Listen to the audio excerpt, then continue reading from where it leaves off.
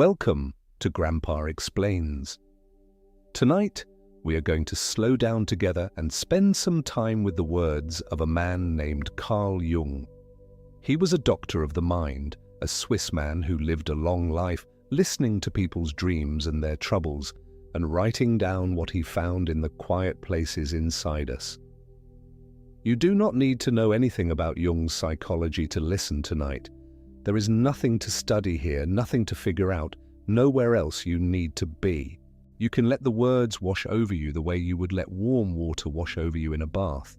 If some of them stay, good. If most of them drift past while you fall asleep, that is good too. That is what they are for. Before we begin, if you feel like it, you might leave a small note and tell us what time it is, where you are, and where in the world you are listening from tonight. It is a quiet thing to do, and it helps me imagine all of you out there in the dark, in your own beds, your own cities, each of you carrying your own day towards sleep. Now take a slow, deep breath. In through the nose gently and out through the mouth even more gently. Let your shoulders come down from wherever they have been hiding all day. Feel the weight of your head on the pillow. Feel the blanket on you. Wherever you are, let yourself settle in. There is no hurry tonight. We have all the time in the world. Thank you for joining us here at Grandpa Explains. Let us begin.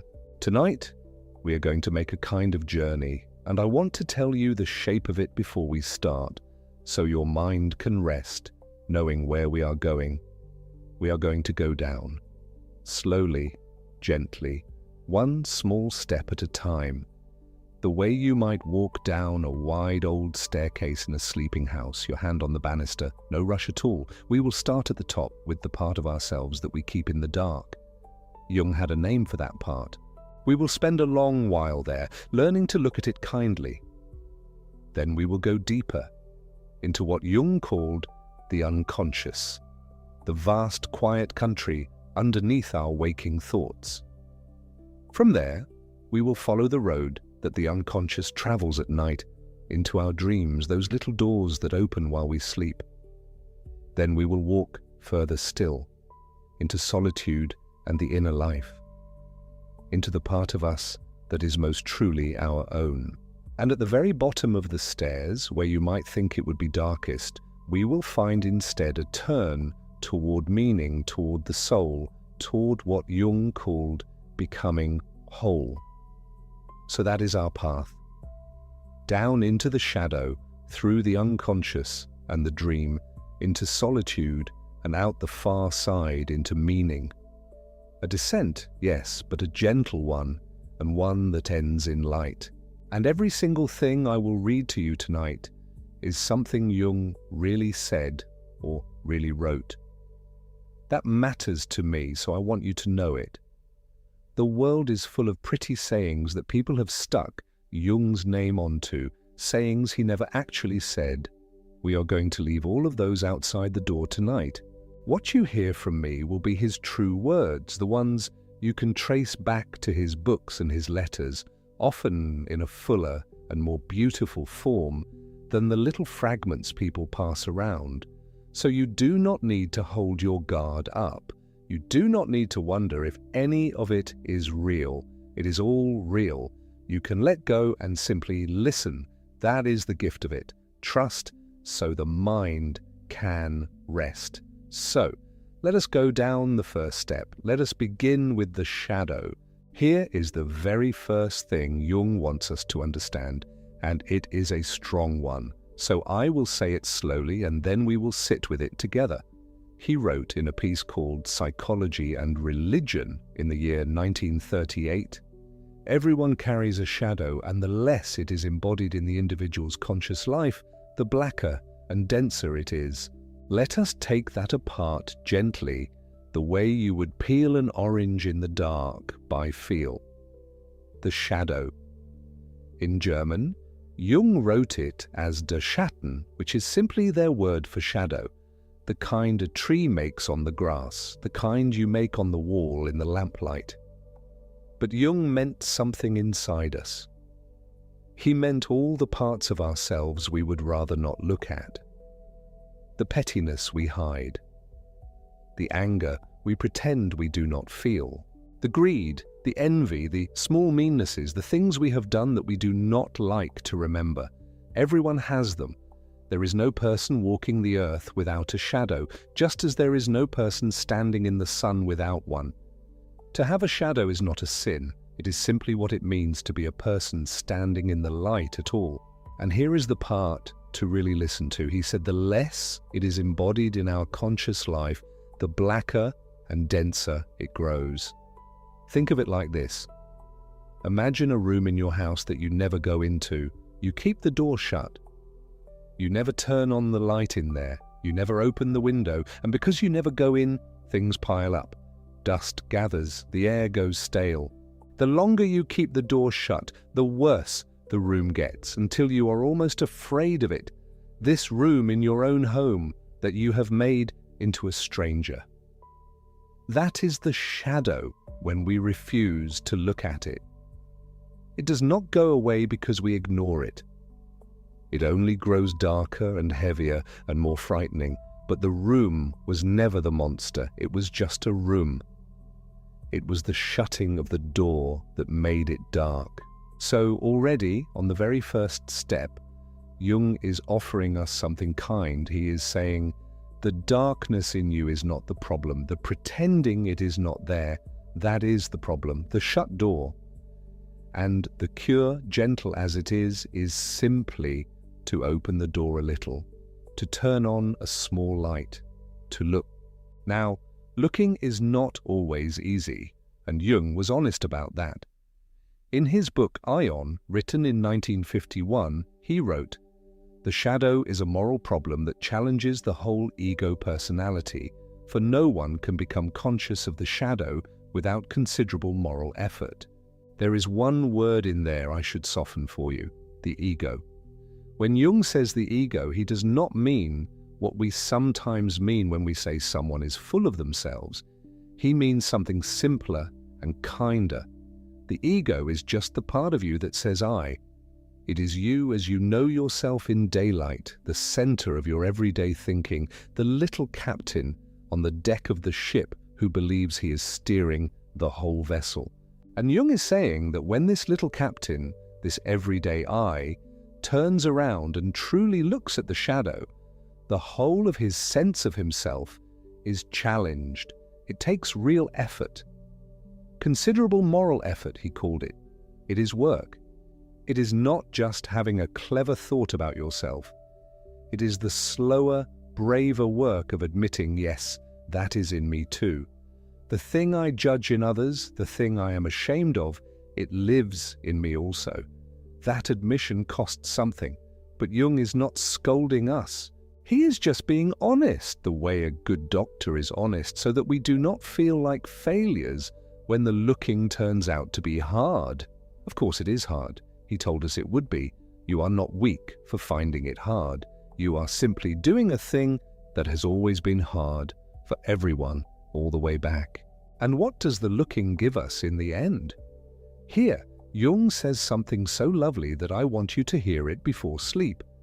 From a piece called The Philosophical Tree, he wrote, "One does not become enlightened by imagining figures of light, but by making the darkness conscious."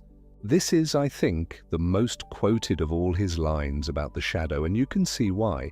It is true and it is surprising at the same time. We tend to think that becoming a better, wiser, lighter person means filling our heads with bright and beautiful thoughts, picturing angels, imagining figures of light, as he says.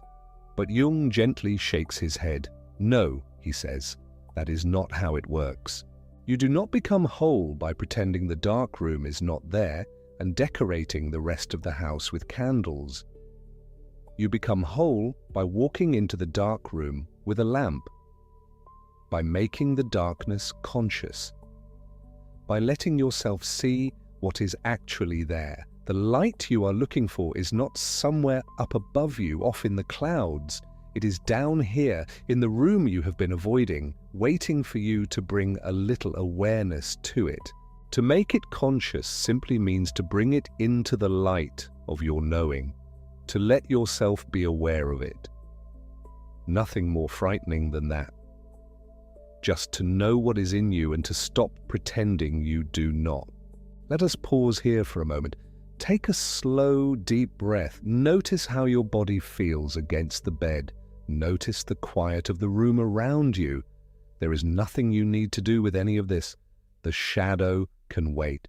The looking can wait until morning, or until some other day, or never, if you like. Right now, there is only your breath going in and going out, and the soft sound of a voice in the dark. When you are ready, we will continue together.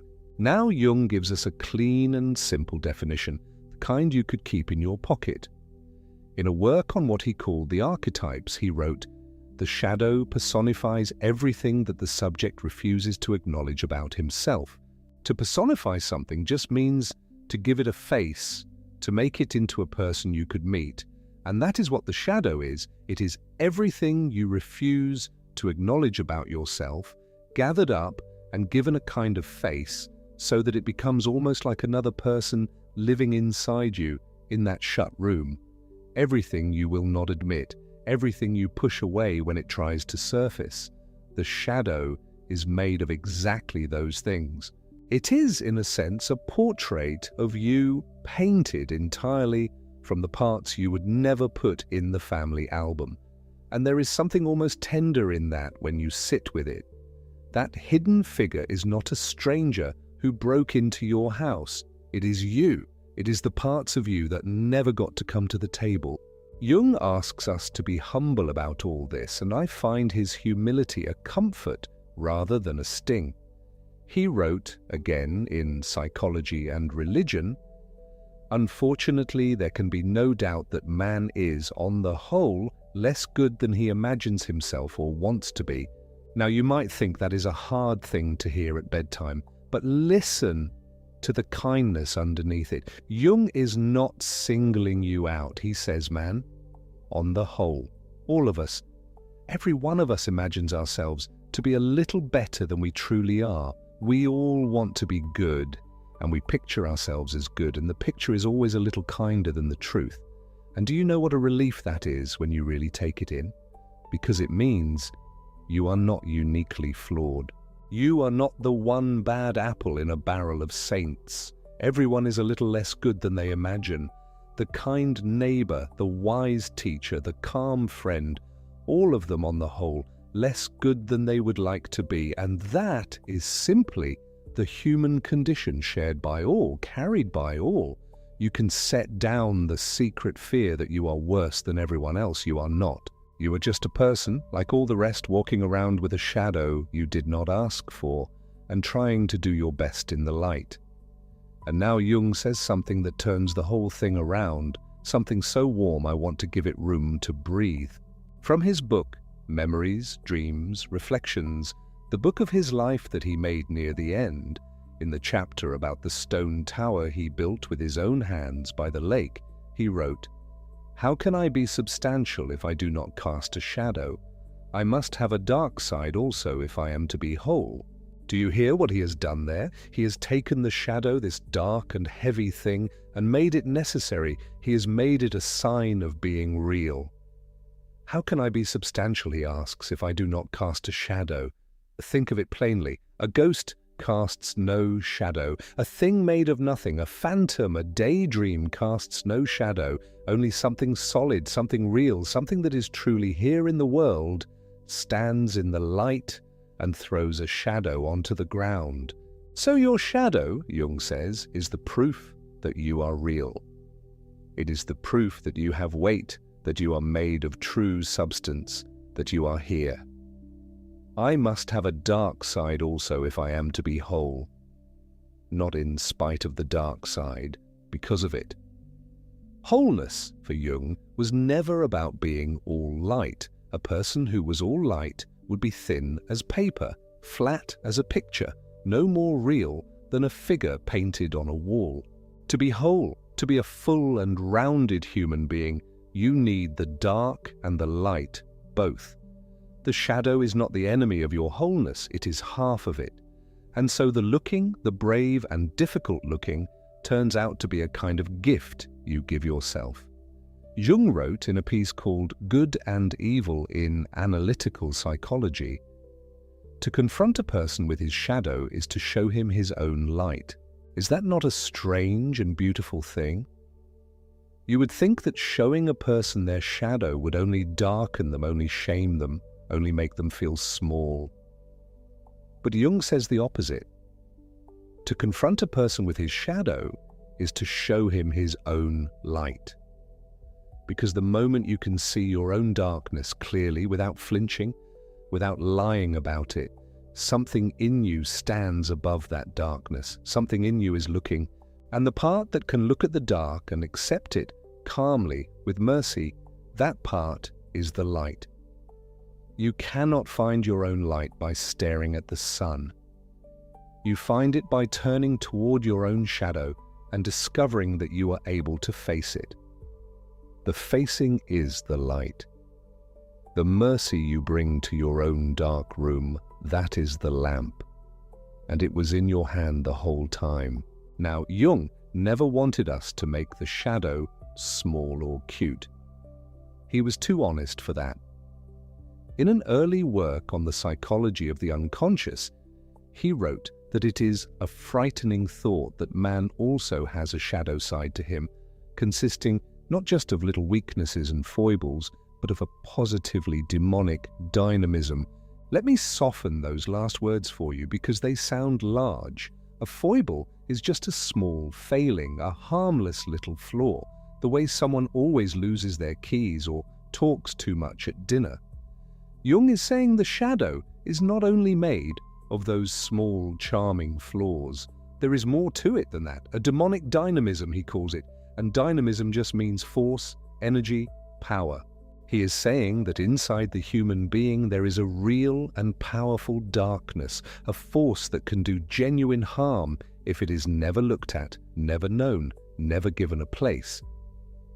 And he is right, and we know he is right, because we have all seen what people are capable of when their darkness runs the house unwatched. But notice, even here, Jung is not trying to frighten you for the fun of it. He is telling you the truth so that you will take the looking seriously. The shut room is not always full of dust and harmless old furniture. Sometimes there is real power locked in there. And power, when it is acknowledged and given its place, can become strength. It is only when it is denied, when the door stays shut and the room grows blacker, that the power turns demonic. The looking is what tames it. The awareness is what turns a dangerous force into a part of a whole and living person. Let us breathe again here, you and I. A slow breath in and a long, soft breath out. Feel how the body, when you let it, knows how to grow heavy, knows how to sink toward sleep. You do not have to make it happen. You only have to allow it. Notice the warmth where you are, the small sounds of the night, the simple fact that you are safe, here, now, in this moment, with nothing required of you. When you are ready, we will go on. Now here is a turn in Jung's thinking that is wonderfully practical, the kind of thing you can carry into your very next day if you wish. He wrote, in a piece about marriage and the bonds between people, everything that irritates us about others can lead us to an understanding of ourselves.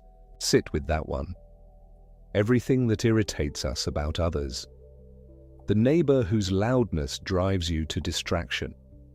The relative whose selfishness makes your jaw tighten. The stranger whose arrogance you cannot stand.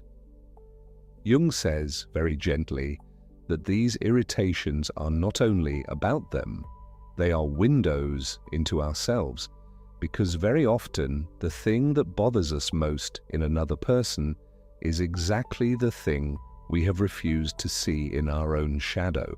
The loudness we cannot stand may be our own hunger to be heard, locked away in the dark room. The selfishness that enrages us may be our own buried wish to put ourselves first, the wish we will not admit. This is one of Jung's deepest insights, and it has a name, and the name is projection. Let me explain it simply, because it is the key to so much. Projection is what happens when we take something that lives inside us, something in our own shadow that we will not look at, and without knowing it, we cast it outward onto someone else. Like a film projector throwing a picture onto a screen. The picture is not really on the screen, the picture is back in the machine, in the little reel of film, but it appears to be out there, on the wall, large as life. And so it is with us. The thing we cannot bear is in us, in our own reel, but it seems to be out there, in that other person, and we point and we say, "Look how terrible they are," never knowing that we are watching our own hidden film play across their face. That is projection. And Jung is offering us a gentle, lifelong practice in this little sentence.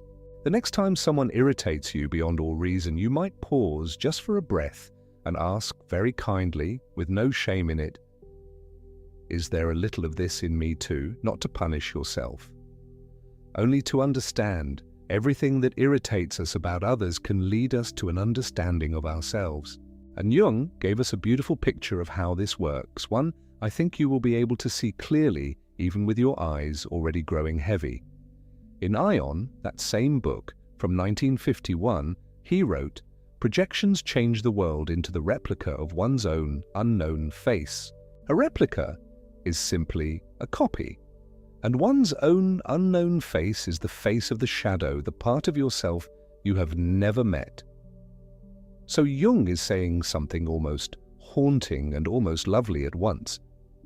When we go through the world projecting our hidden selves onto everyone around us, we slowly turn the whole world into a copy of our own face that we have never seen. The people around us start to wear our unowned anger, our unowned fear, our unowned longing. We look out at the world and we see everywhere the very things we will not look at in ourselves, gazing back at us from other people's faces, from the news, from strangers, from everyone. The world becomes a mirror we do not recognize as a mirror.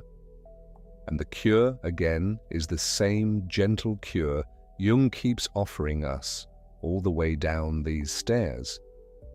Turn and look at your own unknown face.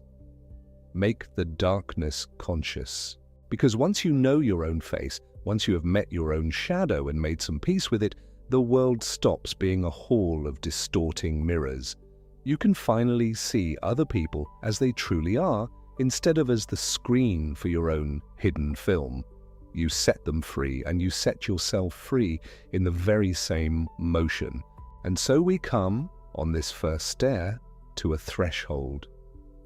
Jung described the very beginning of the inward journey, the first thing you meet when you turn and walk into yourself. He wrote, "The meeting with oneself is, at first, the meeting with one's own shadow. That is where every inner journey starts, not with light, not with peace, not with some grand and golden vision of the soul. It starts with the shadow. The meeting with oneself is, at first, the meeting with one's own shadow. When you first turn inward, when you first walk through the door and into the dark room of yourself, the first one waiting there to greet you is the shadow, the keeper of everything you refused to acknowledge. He stands at the threshold. He is the doorkeeper of the deeper self. And you cannot get past him by pretending he is not there. You can only get past him by meeting him, by saying gently, 'I see you. I know you are part of me. Come, let us walk in together.' And the strange grace of it, the thing Jung spent his whole long life discovering, is that once you have truly met your shadow, once you have stopped running from your own darkness, the door behind him opens. And what lies beyond is wider and deeper and far more wonderful than the little room you were afraid of. Beyond the shadow lies the whole inner country, the unconscious, the dream, the self. Everything we are going to visit together, step by gentle step, as the night goes on. So let us pause here, at the threshold, and breathe once more before we go further in. A slow breath drawn down deep all the way to the bottom of your lungs. And then let it go slowly, like a tide pulling back from the sand. Feel how far you have already come tonight and how little it asked of you. You only had to listen. Notice that the shadow, which sounded so dark when we began, has turned out to be not a monster, but a doorkeeper. Not your enemy, but the most honest part of you. The part that knows the truth and waits patiently for you to be brave enough and kind enough to meet it. There is nothing to fear here. There never was. It was only ever a room with the door shut and a light waiting in your own hand. When you are ready, we will go on, down to the next stair, deeper into the quiet country beneath our waking minds. There is a sentence Jung wrote that has been circling the world for decades, passing from hand to hand, and in that passing it has changed shape, the way a word changes when you whisper it around a circle of people in a darkened room. You have likely heard the version that goes something like this: until you make the unconscious conscious, it will direct your life and you will call it fate. And there is real wisdom in that wording, real Jungian soul. But it is a paraphrase, a translation of something more precise and more quietly unsettling that Jung actually wrote. What he wrote in Aion, in the 9th book of the collected works, in the 126th paragraph, was this: the psychological rule says that when an inner situation is not made conscious, it happens outside as fate. Read that slowly. When an inner situation is not made conscious, it happens outside as fate. Not a lecture, not a command, a rule, the way gravity is a rule. Something interior that has not been seen, not been met, not been given a name and a place at the table of conscious awareness does not disappear. It simply changes venue. It moves from the inside of you to the outside of your life, and there it arranges itself into events. Into the argument that keeps happening differently dressed with different people, into the relationship that mirrors the same unbearable dynamic, into the door that keeps closing just as you reach for the handle. You stand in the middle of your outer life and you call it fate, because it truly does not feel like something you are doing. It feels like something the world is doing to you. And in a sense, the world is doing it to you, only the world is using the shapes you yourself have refused to look at. This is not a punishment. Jung was not writing a lesson in guilt. He was observing a mechanism, the way an engineer might observe a river diverting where the underground channel is blocked. The water goes somewhere. The inner life goes somewhere. What is refused within does not vanish. It surfaces. And so the long work of what Jung called shadow work is in some ways simply the work of attention, of noticing, of pausing before the pattern repeats itself again and asking quietly, what in me has not yet been seen? What am I still refusing to acknowledge? There is another line in the same territory, and it is gentler than it might first sound. It comes from Psychology and Religion, part of the 11th volume of the collected works, and Jung wrote it in 1938. We cannot change anything until we accept it. Condemnation does not liberate, it oppresses. We cannot change anything until we accept it. Condemnation does not liberate, it oppresses. Sit with that for a moment. We tend to believe, most of us, that self-criticism is the engine of self-improvement, that the harsh internal voice, the one that counts our failures and reads them back at night, is doing useful work, that if we are hard enough on ourselves, eventually the deficiency will yield. But Jung is saying something almost the opposite. Condemnation, he says, does not liberate, it oppresses. It pushes the very thing we are condemning deeper into the shadow, makes it denser, less visible, and therefore more powerful.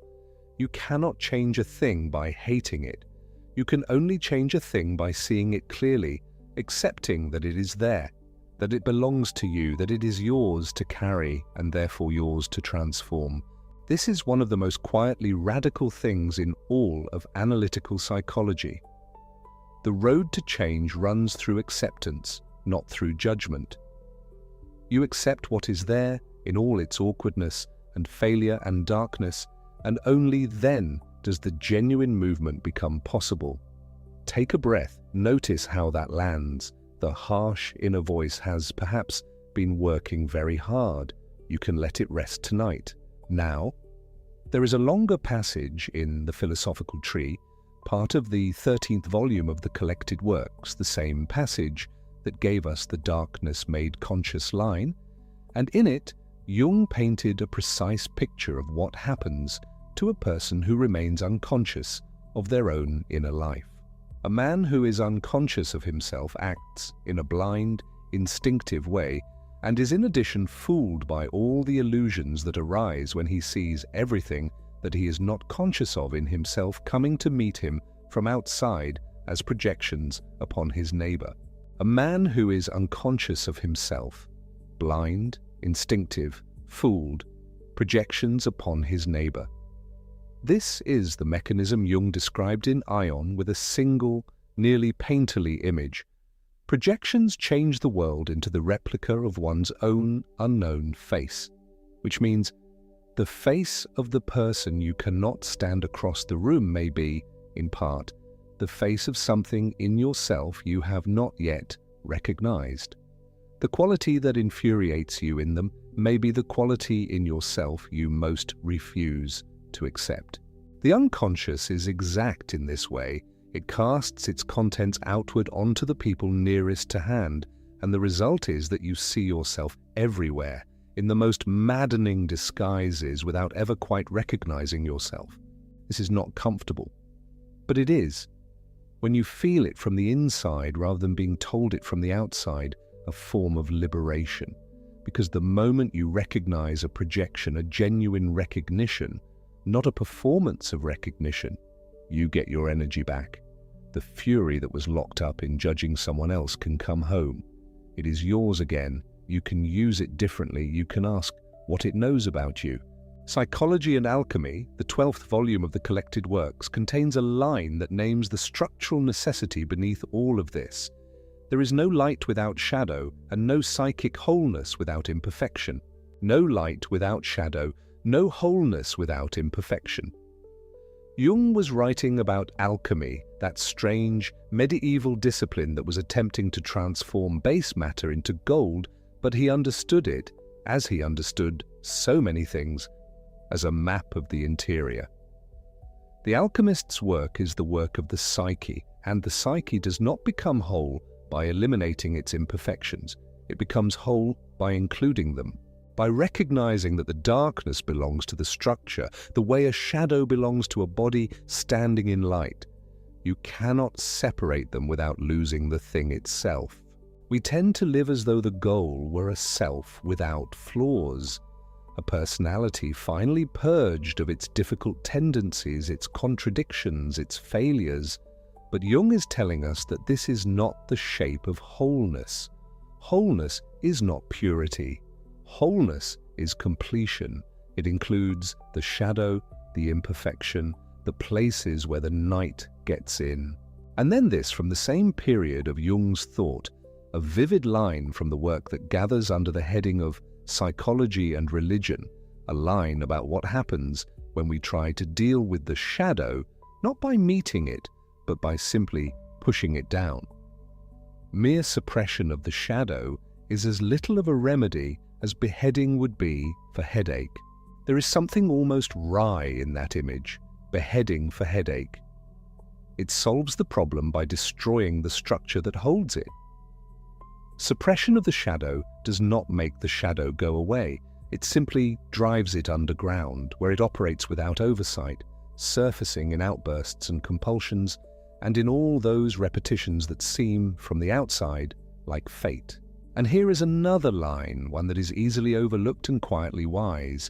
It comes from an essay called after the catastrophe, collected in the 10th volume of the collected works, and Jung wrote it in the aftermath of the Second World War, thinking about how goodness itself can curdle when it is exaggerated past the point of honesty. Good does not become better by being exaggerated, but worse. Good does not become better by being exaggerated, but worse. The virtue that is performed too loudly, the goodness that insists too hard on its own goodness, the righteousness that has no room in it for doubt, all of these carry their own shadow, a shadow that is proportionally large to how strenuously it is denied. The person who is certain they have no darkness is, by Jung's understanding, among those in whom the darkness has become the most opaque and dense, not because they are more wicked than others, but because the gap between the self-image and the actual self is wider, and wider gaps produce larger shadows. This is not a counsel of despair, it is a counsel of honesty, which is, in the end, the same thing as kindness. Let us pause here for a moment. Let us rest a little before we go deeper. Take a slow, deep breath. Feel the weight of your body where it lies or sits or curls. Feel the particular warmth of the place where you are, the quality of the quiet around you. Notice, if you wish, that you have been moving through difficult country very gently, the shadow, the projections, the way unlived things become fate. You have heard all of this without flinching, without it being asked of you that you do anything with it tonight. You only had to listen. You only had to let the ideas move through you the way a slow river moves through a field, not demanding anything of the field, only shaping it very gently over a long time. When you are ready, we will continue together, because there is a place on the other side of the shadow. There is a far side to the threshold the doorkeeper guards, and it is time to begin walking toward it. Jung spent his life, in the end, working toward a single idea, an idea so large and so simple that most of philosophy has circled it without naming it exactly the way he named it. He called it individuation. Individuation, spelled in German as individuation, from the same root as the word individual, which comes from the Latin individuum, meaning that which cannot be divided. To individuate is, literally, to become undivided, to become, in the fullest sense, a whole. In the 7th volume of the collected works, in a work called The Relations Between the Ego and the Unconscious, in the 266th paragraph, Jung wrote the definition he returned to over and over across the decades of his work. Individuation means becoming an individual, and, insofar as individuality embraces our innermost, last, and incomparable uniqueness, it also implies becoming one's own self. Becoming one's own self. Not a better version of someone else's self. Not the self the culture requires, or the parents expected, or the partner hoped for. One's own. Innermost. Last. Incomparable. The uniqueness that cannot be duplicated because there has never been another arrangement exactly like you, and there will not be again. This is the destination that all the shadow work is in service of. You do not meet the shadow because it is interesting, though it is. You do not meet the shadow because you are brave, though you may be. You meet the shadow because the shadow is standing between you and your own depths. It is the first country you must cross to get to the real interior of yourself. Now, before we go further into individuation, we need to understand what Jung meant by the self, because it is not what we usually mean by that word. In ordinary speech, the self is the person, the one I refer to when I say I, but Jung used the capital S self to mean something much larger and stranger and more inclusive. In Psychology and Alchemy, the 12th volume, in the 44th paragraph, he wrote this: "The self is not only the center, but also the whole circumference which embraces both conscious and unconscious. It is the center of this totality." Both the center and the circumference. Think of it this way: the ego, which is what we ordinarily call the self, the one who wakes up in the morning and decides what to have for breakfast, and remembers what hurt you last week, that is like a lamp burning in the middle of a very large, mostly dark room. The lamp is real. The lamp is where your consciousness lives, but the room is also real, and the room is enormous, and the room includes everything you have forgotten, everything you have repressed, everything you have never yet known about yourself, all the inherited patterns from the people who came before you, all the deep structural templates of what it means to be human. The room is the unconscious, and the self, in Jung's usage, is not the lamp. The self is the whole room, lamp and darkness together in its entirety. Aion, the 9th volume, 2nd part, the 9th paragraph, makes this even clearer. The self is a quantity that is superordinate to the conscious ego. It embraces not only the conscious but also the unconscious psyche, and is therefore, so to speak, a personality which we also are. A personality which we also are. The self is not something you become, it is something you already are in the fullest possible sense. The self that includes everything you know about yourself and everything you don't. The ego is the part that knows it exists. The self is the whole of what exists. This distinction matters, especially at night, especially in those hours when the ego loosens its grip and the larger self begins to press at the edges of sleep. The dreams that come are not random noise from the lamp, they are messages from the room. They are the larger self trying to communicate with the smaller ego, trying to pass something through the narrow door of consciousness. We will come to the dreams. First, let us stay a little longer with the question of wholeness. In Mysterium Coniunctionis, which is the 14th volume of the collected works and one of the last great works of Jung's long life, a book about the sacred marriage of opposites in alchemical thought and in the psyche, he wrote a sentence that names the actual shape of wholeness as he understood it. Wholeness is not achieved by cutting off a portion of one's being, but by integration of the contraries. Integration of the contraries, not the elimination of the dark by the light, not the defeat of weakness by strength, not the suppression of the irrational by the rational, the integration, the bringing together, the sacred marriage, as the alchemists called it, the conjunctio, the conjunction, where the opposites meet and something new is born from their meeting, something that was not possible when they were kept apart. Jung spent years studying the alchemical texts, not because he believed in turning lead into gold, but because he recognized in those old manuscripts a remarkably detailed map of what he was seeing in his patients and in himself. The alchemist's work and the analyst's work were, at the deepest level, the same work, the transformation of what is base and unconscious into what is luminous and known. And then this. One more line from the 7th volume of the collected works, from that early essay on the psychology of the unconscious, and it is perhaps the most compressed and beautiful statement of the whole problem. Where love rules, there is no will to power, and where power predominates, love is lacking. The one is the shadow of the other. The one is the shadow of the other, love and power. Two of the oldest, deepest human drives, and Jung is saying that they stand in this shadow relationship to each other. Where one is fully conscious and lived, the other exists in the shadow, waiting. Where power is exercised without love, the love that has been denied becomes the shadow of that power, and it haunts it.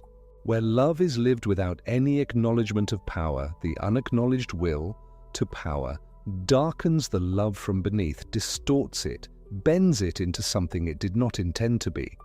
This is not a political statement, though it applies to politics. It is a psychological observation at the most fundamental level. The things we claim to be free of have simply moved to the shadow side. We are never free of them. We are only choosing whether to look. There is a symbol that Jung returned to again and again when he tried to draw or paint or describe the shape of the self, that supraordinate totality that includes both the conscious and the unconscious, both the lamp and the dark room. It is the mandala.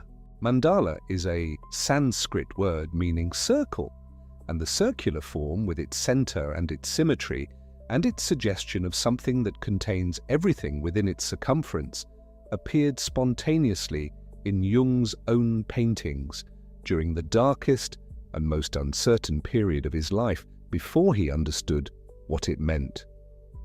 Only later did he recognize it as the symbol of the self, the symbol of wholeness. A circle that has a center that includes everything within it, that is the same in every direction. Jung painted hundreds of mandalas. They are reproduced in the Red Book, his private illuminated manuscript that was not published in his lifetime, the Liber Novus, the book of encounters with the unconscious that he kept for years as a record of his own inner journey.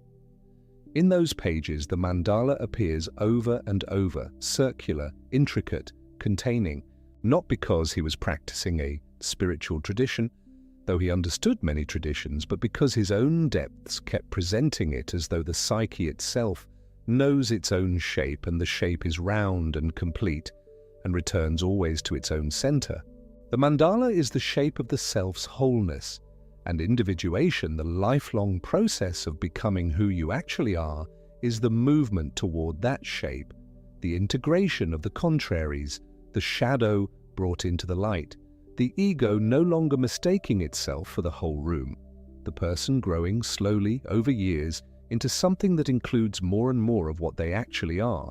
It does not happen quickly, it does not happen perfectly, it happens imperfectly and slowly and often painfully and with great grace. Let us pause here once more. Let us breathe. A slow breath in through the nose if that is comfortable, feeling the chest rise and the belly soften. Hold for just a moment, gently at the top. And then let it go, all of it, out through the mouth, slowly, the whole breath released like something you have been carrying a long way and can now set down. Feel the weight of your body, the particular quiet of the room. Notice, if you like, that you are already, in this moment, practicing something like what Jung described. You are listening. You are letting the ideas move through you without demanding that you master them. You are neither suppressing nor performing. You are simply present, and the night is simply present. And the larger self that includes more than you can consciously know is simply doing what it does quietly beneath the surface. When you are ready, we will continue together, because now we are going to go deeper. We are going to descend past the shadow, past the first country of what we refuse to see, and into the stranger, more luminous territory beneath it. The territory Jung spent more energy mapping than any other. The unconscious itself, not as an abstract idea, but as a living presence, the entity that speaks in dreams, that organizes itself around what he called archetypes, that holds everything the ego has not yet known about itself, and, more than that, everything that humanity has held in common across 10,000 years of being human.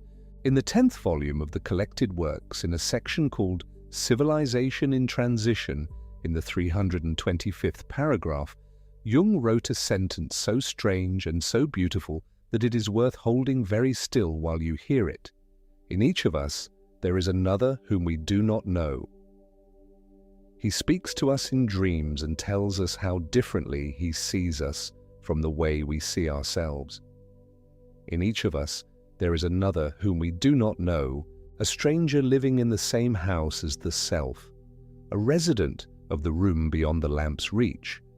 And this stranger has a view of us that is completely different from the view we have of ourselves.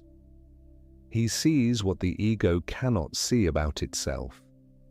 He knows the patterns the ego repeats without recognizing. He has been watching patiently from the darkness, and in the hours of sleep when the ego's grip loosens and the door between the rooms narrows, he passes his messages through. He speaks to us in dreams. This is where we are going next, into the unconscious and then into the dream, into the country of the inner stranger and what he knows. But first, a few more things about the nature of the unconscious itself, because this is a word that can feel technical and cold, and it is neither of those things. It is one of the warmest, most human, most ancient ideas in all of psychology. The idea that we are larger than our awareness, that there is more of us going on than we can see. Jung wrote, in a passage from Psychology and Religion in the 11th volume, that the unconscious is the only accessible source of religious experience. This is a remarkable claim, but it is consistent with everything else he observed. The deep, numinous experiences, the ones that feel most real and most irreducible, the ones that shake you out of the ordinary and show you that life has more dimensions than the daily routine suggests, these do not arrive from the rational surface of the mind. They arrive from below, from the deeper self, from the room beyond the lamp. The unconscious, he also wrote, is not a demoniacal monster. He was very clear about this, especially because the word unconscious can carry a frightening connotation, as though the darkness within is something dangerous and alien. In the practical use of dream analysis, the 16th volume, he was careful to say that the unconscious is a natural entity which, as far as moral, aesthetic, and intellectual values are concerned, is perfectly neutral. Not good, not evil, natural. The way weather is natural. It does what it does by its own laws, and those laws are not the laws of the ego, but they are not hostile to the ego either. They are simply operating from a different level. And then this from Psychology and Alchemy, the 12th volume, a small, wry observation that says something true about the limits of conscious control. The conscious mind allows itself to be trained like a parrot, but the unconscious does not. The conscious mind, the ego, can learn to perform, can be drilled in habits and manners and correct responses, can learn to say the right things at the right moments. But the unconscious is not a parrot. It does not perform on command. It follows its own timetable, its own logic, its own imperative, and this is in the end a mercy, even if it does not always feel like one, because it means there is something in you that cannot be entirely domesticated by the expectations of others. Something wild and real and irreducible that continues to be what it is, regardless of what the surface has learned to display. In the 11th volume, in a passage from Psychology and Religion, Jung also wrote that the unconscious is the matrix of all metaphysical statements, of all mythology, of all philosophy, which is to say, every human attempt to describe the meaning of existence, every creation story, every system of gods, every philosophical framework for understanding what it is to be alive, all of it has its roots in the unconscious. All of it is, in some sense, the unconscious trying to know itself, trying to speak its own depths through the available languages of the culture. And from Mysterium Coniunctionis, that late, great, alchemical work, one more observation about the strange double nature of the unconscious, its simultaneous desire to be known and its resistance to being known. The unconscious wants to flow into consciousness in order to reach the light, but at the same time, it continually thwarts itself because it would rather remain unconscious. This is such an honest description of the interior life that you may recognize it not just as psychology, but as personal experience.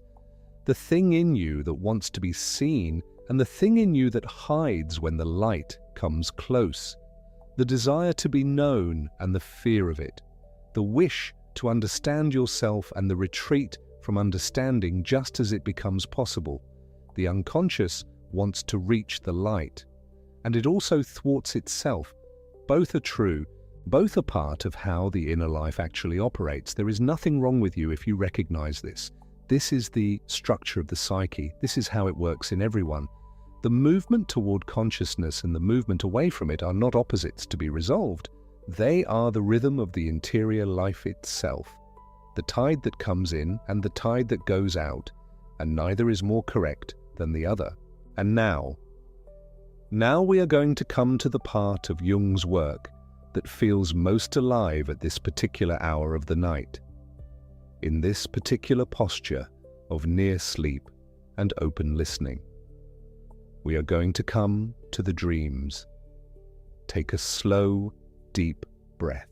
Notice where your body meets the surface beneath you. Notice the weight of your hands, the slight rise and fall of your chest. We are not going anywhere. There is no hurry here. Let the breath come and go on its own, and let yourself settle just a little more with each one. We left off at the threshold of the dream. We noted that the unconscious wants to reach the light, and that it thwarts itself in the very moment of reaching. And now that double movement, that tidal rhythm of the interior life, brings us to the place where it most clearly expresses itself. Not in therapy, not in waking reflection, but in the quiet, private theatre of the sleeping mind. Before we enter that room, though, there is one more thing Jung wanted to say about the unconscious itself. One more description that opens the door from the inside rather than the outside. Because to understand what the dream is doing, you have to first understand what it is coming from.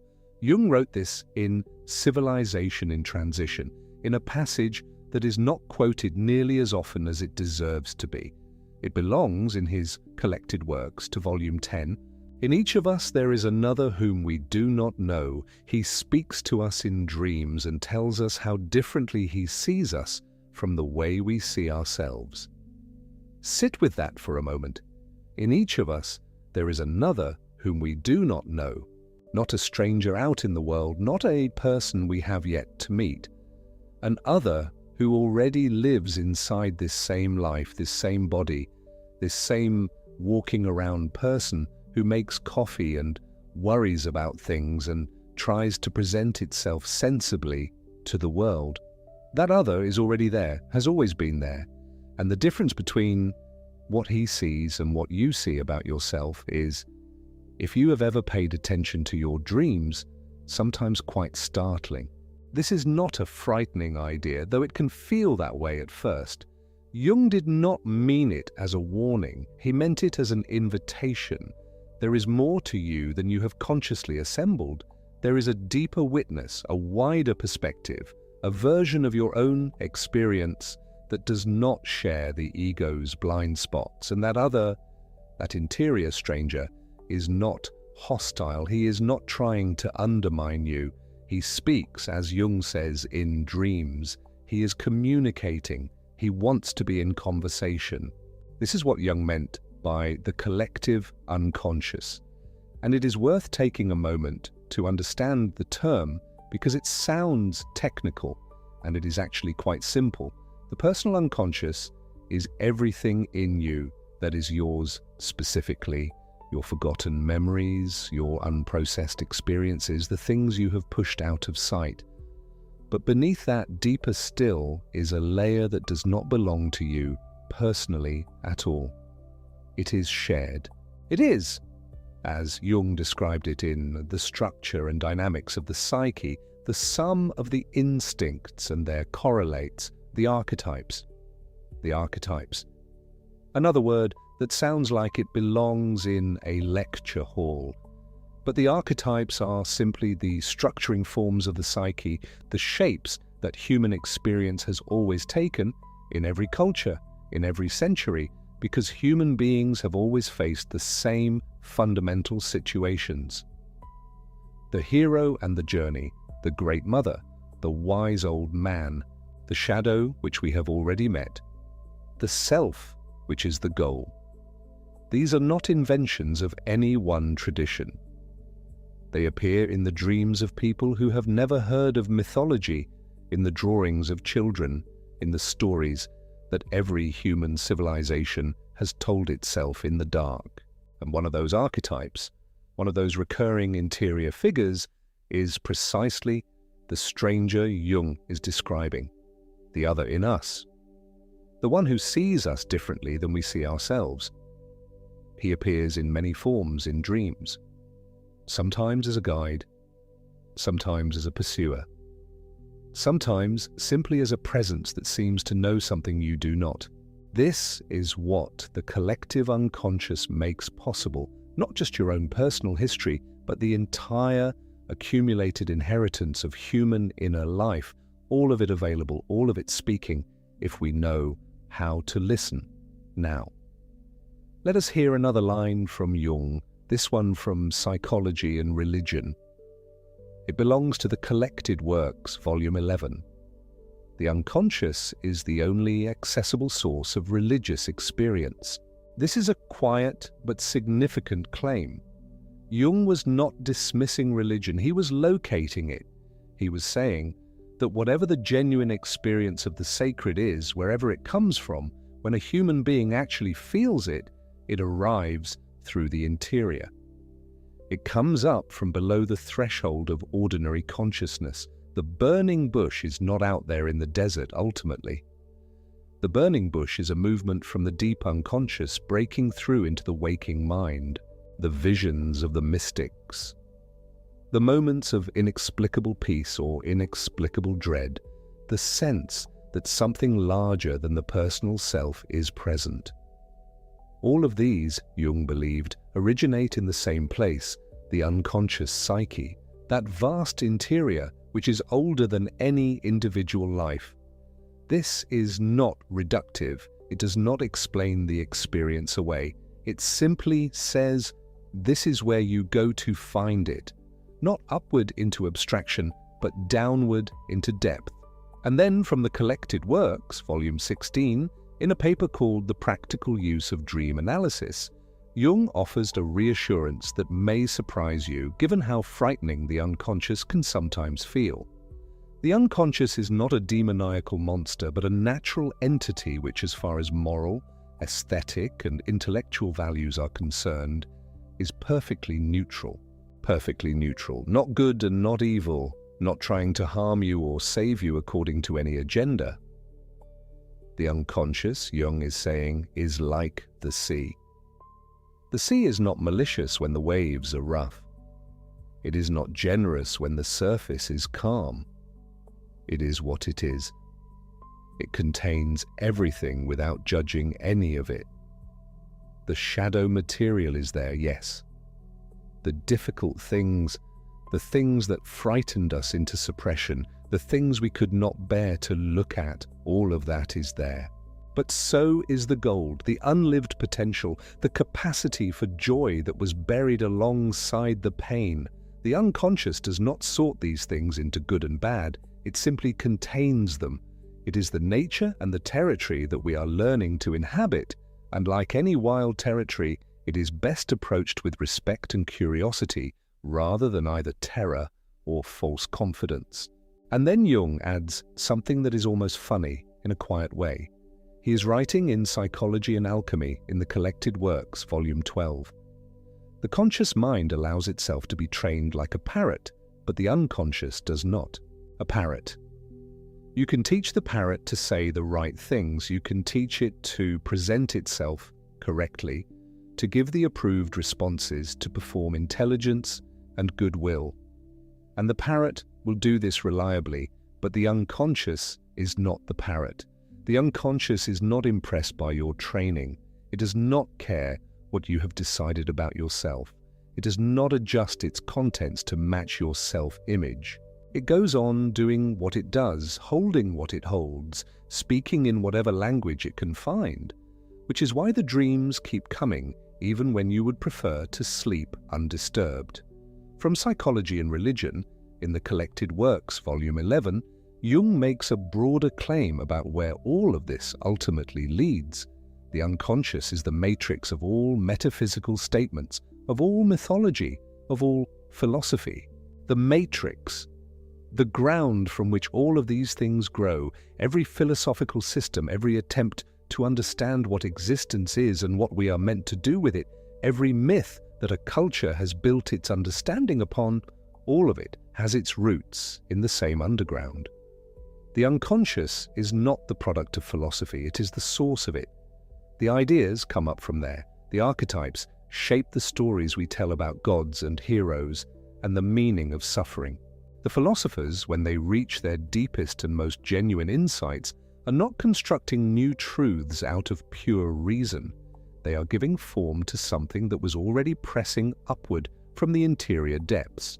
This changes the relationship you can have with your own inner life, your dreams, your intuitions, the images that come to you in the half-sleep of almost waking. These are not random noise. They are not the meaningless static of a brain running down into rest. They are, if Jung is right, participation in the oldest and deepest activity of the human mind. The very activity that produced all the myths, all the religions, all the philosophies that have ever given human beings a way to understand their lives. And then there is this line from Mysterium Coniunctionis, that late alchemical work that was Jung's last great systematic effort before his death in 1961. We visited a version of it at the close of our last chapter, but it bears coming back to because it holds something essential. The unconscious wants to flow into consciousness in order to reach the light, but at the same time it continually thwarts itself because it would rather remain unconscious. We know this now as our own experience, the desire to understand and the resistance to understanding, the longing to be fully seen and the terror of being seen, the movement toward consciousness and the retreat from it, both real, both permanent, both part of the rhythm. Take a slow breath. Let the weight of your body settle a little more. We are going somewhere very specific now, somewhere that belongs especially to this hour. We are going to the dreams. The dream is a little hidden door in the innermost and most secret recesses of the soul, which opens into that primeval cosmic night that was soul long before there was any ego consciousness, and which will remain soul far in advance of what consciousness will ever reach. This is Jung, writing in The Meaning of Psychology for Modern Man, which belongs to the Collected Works, Volume 10, paragraph 304. Read it again, slowly. The dream is a little hidden door in the innermost and most secret recesses of the soul, which opens into that primeval cosmic night that was soul long before there was any ego consciousness. The primeval cosmic night, think about what that phrase is reaching for. Before you had a self, in the ordinary sense, before there was a you who knew it was you, who recognized its face in a mirror and answered to its name, before all of that, there was something that is older than personal identity, older than language, older than the accumulated experience of your individual life. Soul, Jung calls it. And not just your soul, the soul. Something that was here before you and will be hereafter. Something that the conscious ego, with all its capability and clarity and excellent self-management, cannot reach by direct effort. The dream opens a door into that. Not a metaphorical door, not an inspirational sentiment about following your intuition. A door, specific, functional. When you dream, you are passing through an opening into a place that is genuinely older and wider and deeper than the daytime mind. The primeval cosmic night, the place that was soul before consciousness arrived. And this is why Jung took dreams so seriously, not as symptoms, not as coded messages from a mechanical unconscious that needed to be deciphered by an expert, but as genuine expressions of the soul's deeper life, authentic communications from the interior country that cannot be reached any other way. Now, how does the dream communicate? What is it actually doing when it speaks to you?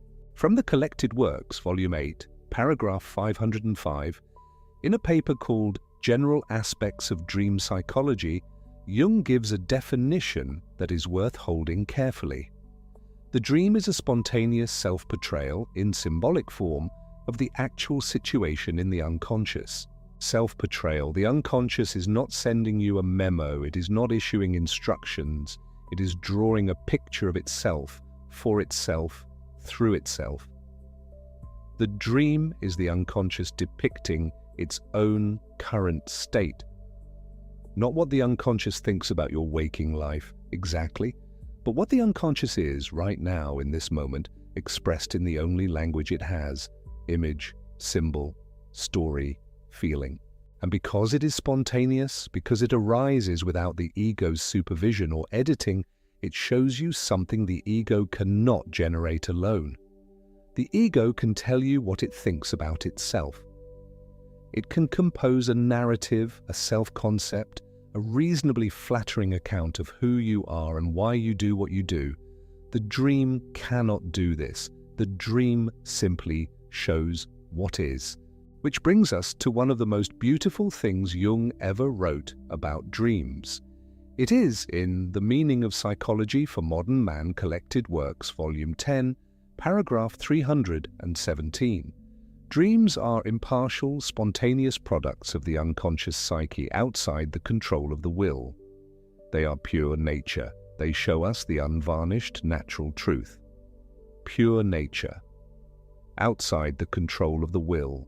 The dream does not take your feelings into account. It does not adjust its imagery to protect your sense of yourself. It does not soften the difficult things or exaggerate the reassuring ones. The dream is not trying to be kind, and it is not trying to be cruel. It is simply true in the way that the weather is true or the ocean is true. It reflects the actual interior state without editorial comment. This is, if you are willing to receive it, an extraordinary gift. To have access, at least occasionally, at least in that loosened and receptive state of sleep, to the unvarnished truth of your own psyche. Not the story you have been telling yourself.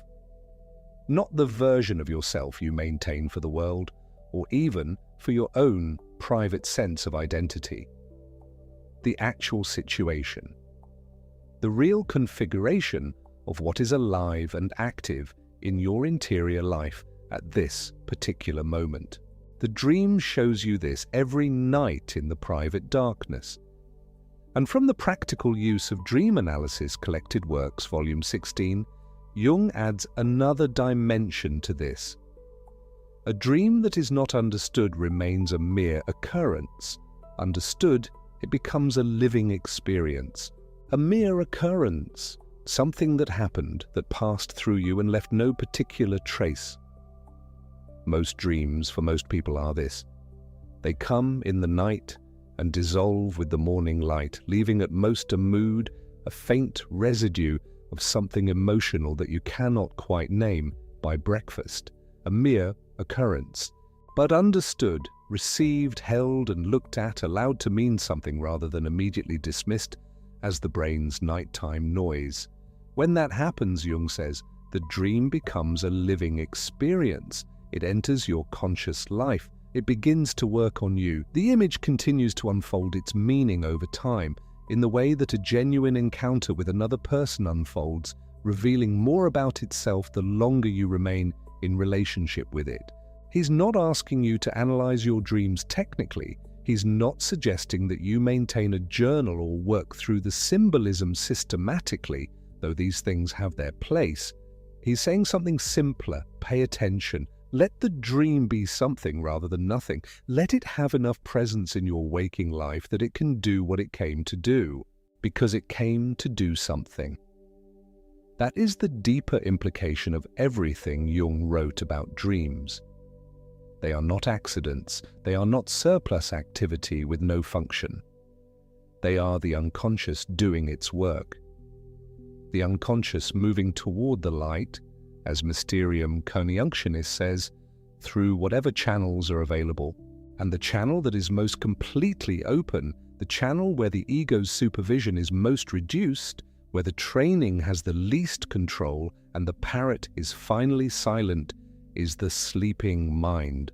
From the practical use of dream analysis, Collected Works, Volume 16, one more line, this one about the relationship between the dream's truth and the dreamer's own investment in a particular version of things.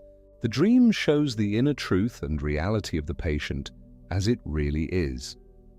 Not as I conjecture it to be, and not as he would like it to be, but as it is. Not as he would like it to be. There is something quietly radical in that phrase, because most of us do have preferences about who we are.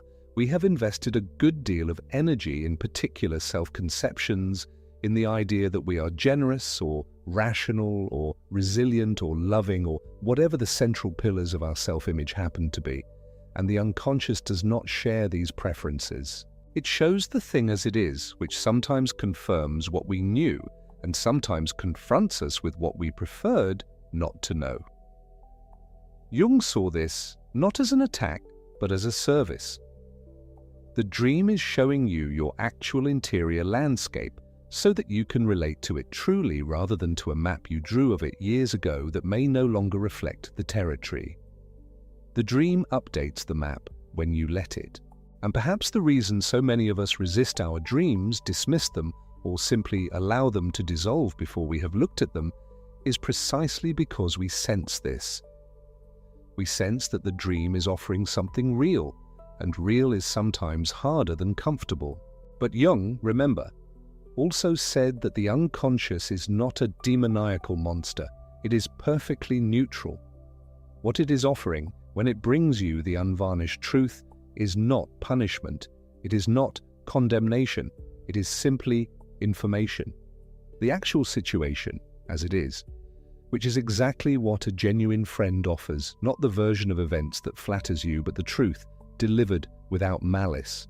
You do not have to do anything with this tonight. You do not have to remember which dream came from which work, or hold the paragraphs in mind. This is not a test.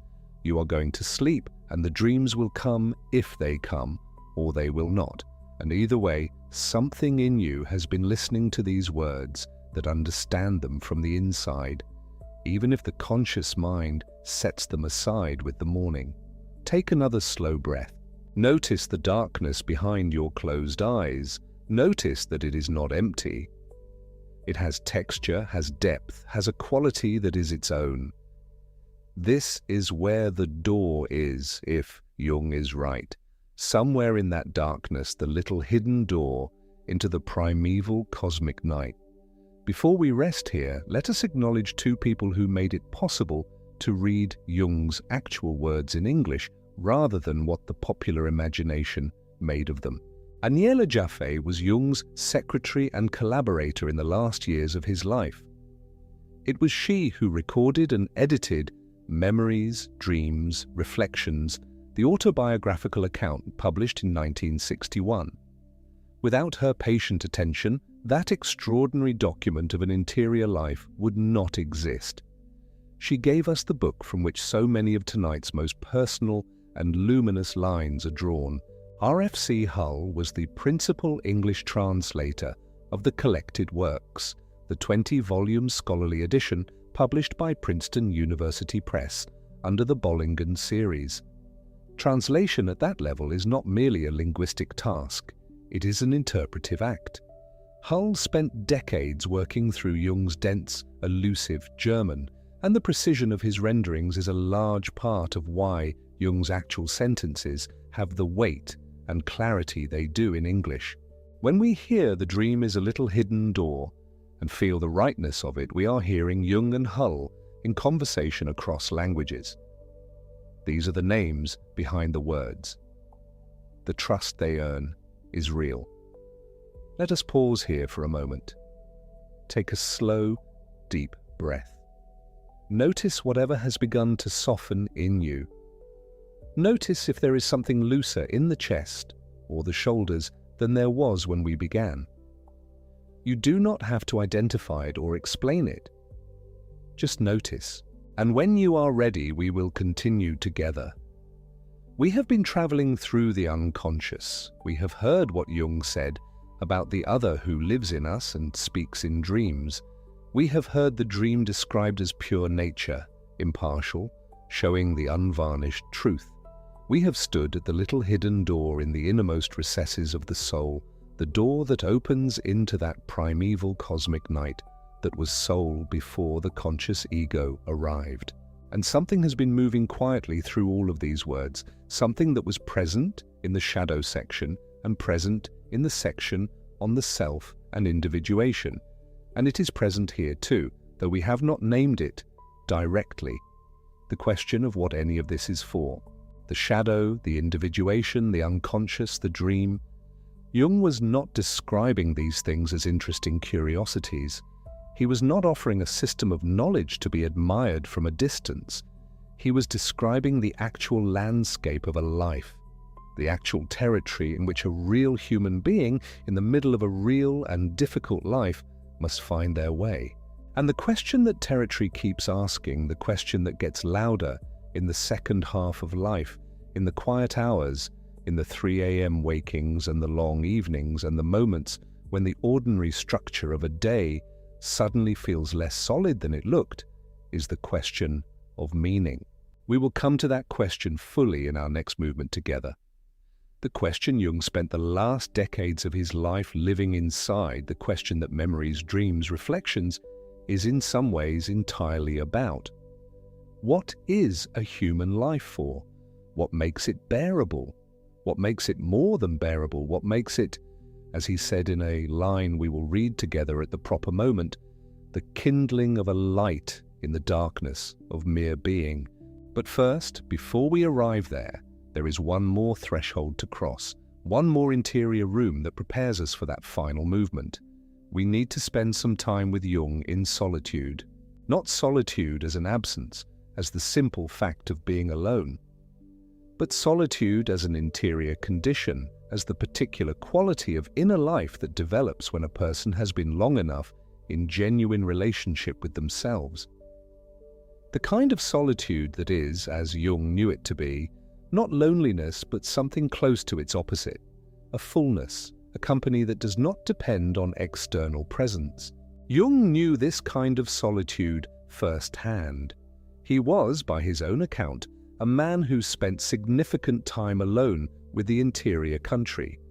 The tower at Bollingen that he built with his own hands, stone by stone, over years, was his physical emblem of this interior space.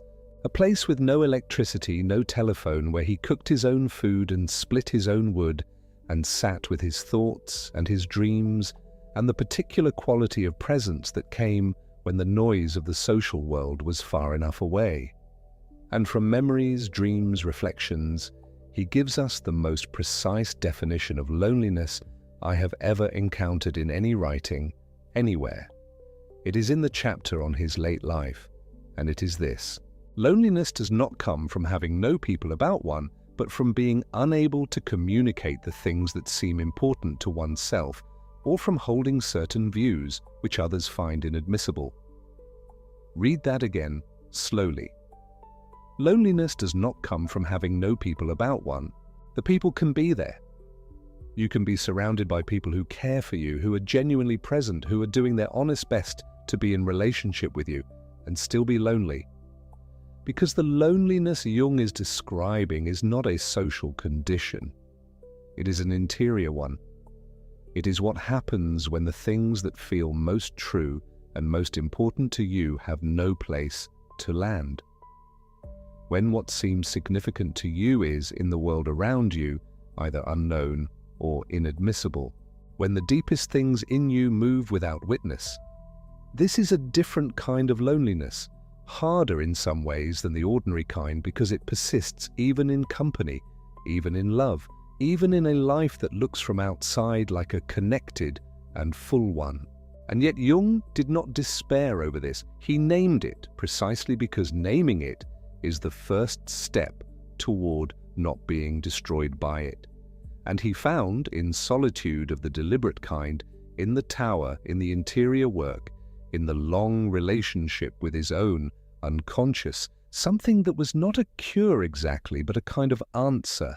The answer was that the things that could not be communicated outward could be lived with inwardly, that the views others found inadmissible could still be known to you, could still be yours, could still be the ground you stood on, even without external confirmation. And we will go further into that, into the question of what Jung called the diamond in him, the inner driving spirit, and what it meant to be that particular kind of person in just a moment. But first, allow another breath, allow the weight of the words to settle. There is nothing to hold on to, nothing to remember.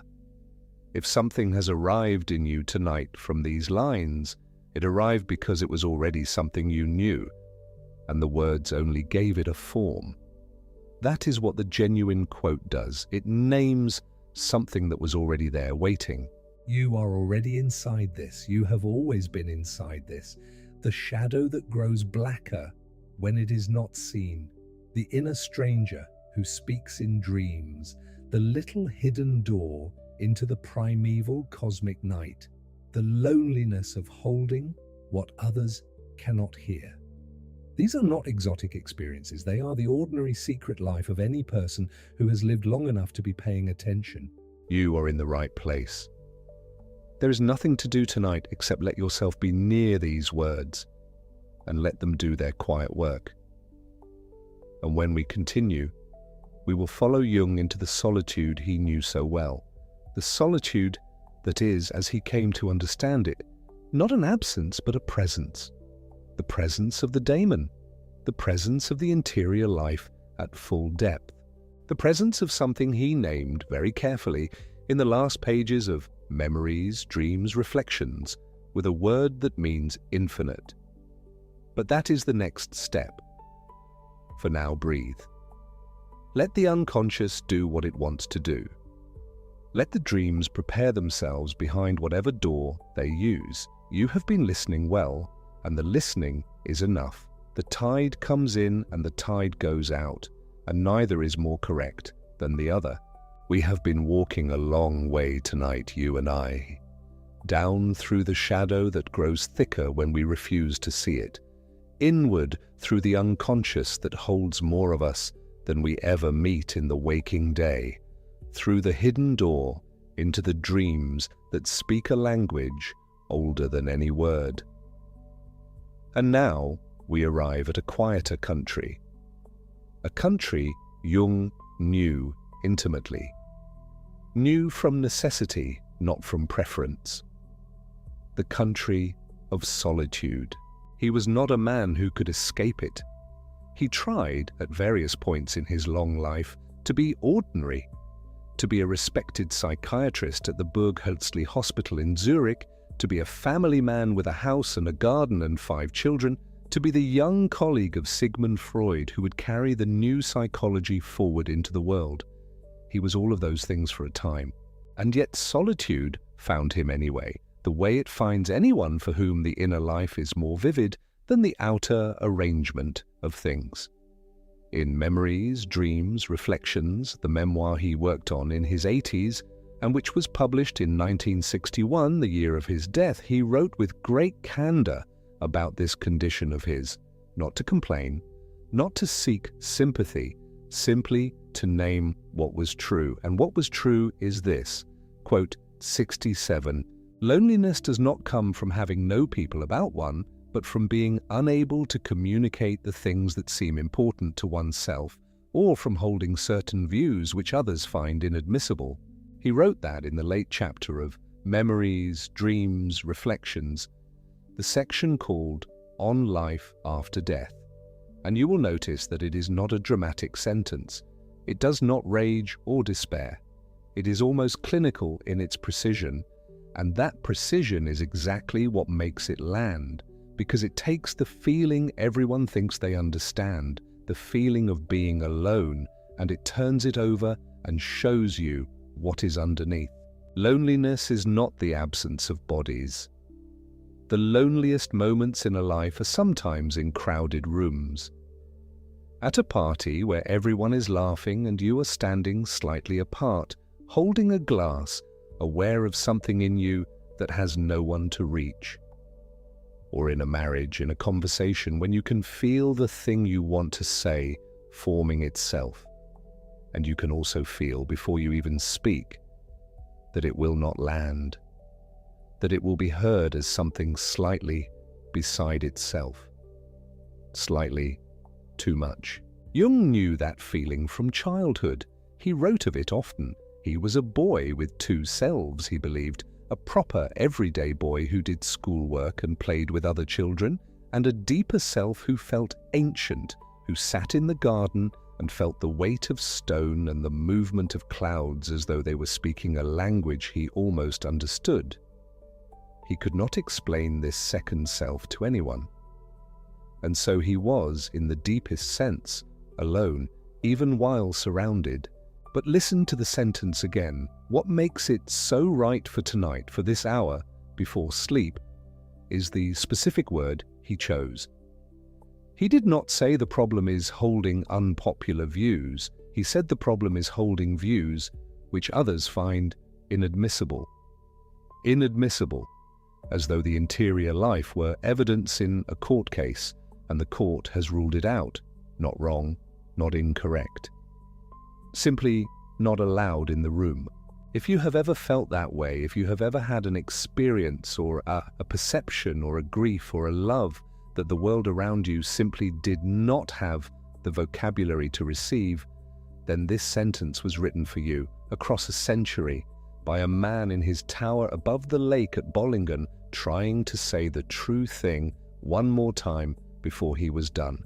Let it settle. Rest, pause. Take a slow, deep breath. Feel the weight of where you are lying. Feel how still the room is. There is nothing required of you. Only the breathing. When you are ready, we will continue. Quote 70. Jung wrote in the retrospect section of Memories, Dreams, Reflections near the very end of his life. I have had much trouble living with my ideas. There was a daemon in me, and in the end its presence proved decisive. The daemon. In ancient Greek thought, the daemon was not a demon, not a creature of evil or malice. The spelling is different, and so is the meaning. The daemon was an inner spirit, a guiding presence, something between the divine and the human. Socrates spoke of his daemon, the inner voice that told him when he was going wrong, that arrived like a quiet veto in the middle of a decision.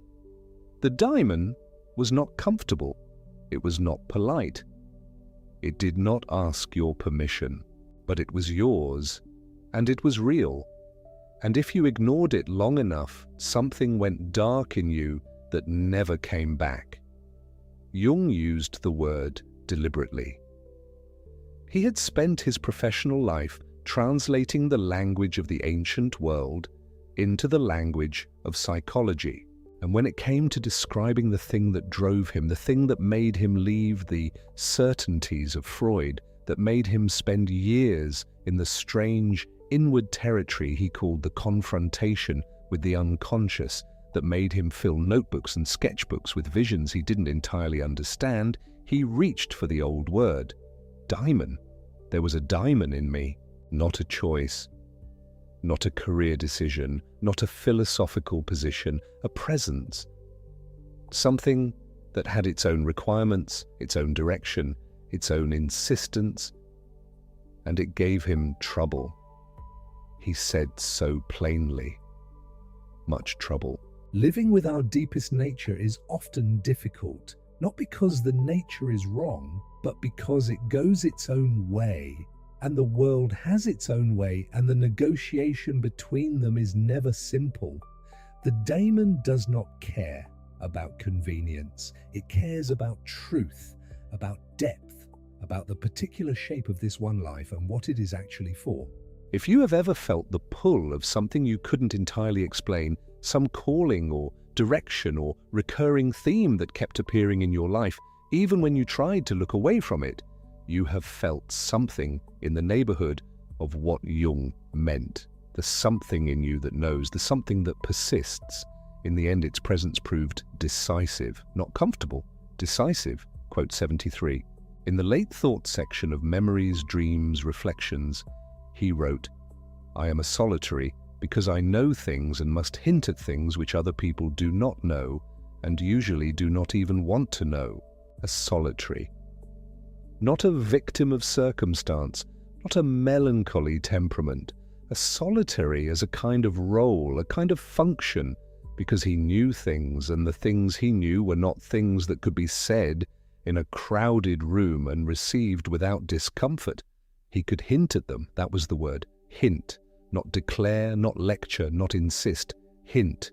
The way you hint at something when you know the direct statement would close a door rather than open one. He was 80-something when he wrote that. He had spent a lifetime hinting at the thing, in books, in lectures, in the consulting room, in the thousands of letters he wrote back to the people who wrote to him from all over the world, asking him what he thought about the soul, about death, about meaning, about God. He always answered. He was extraordinarily generous with his correspondence, and even there you can feel it, the care, the precision, the sense of a man trying to say the thing without saying more than the person was ready to hear. And yet solitude was not only his burden, it was also, he made very clear, his resource.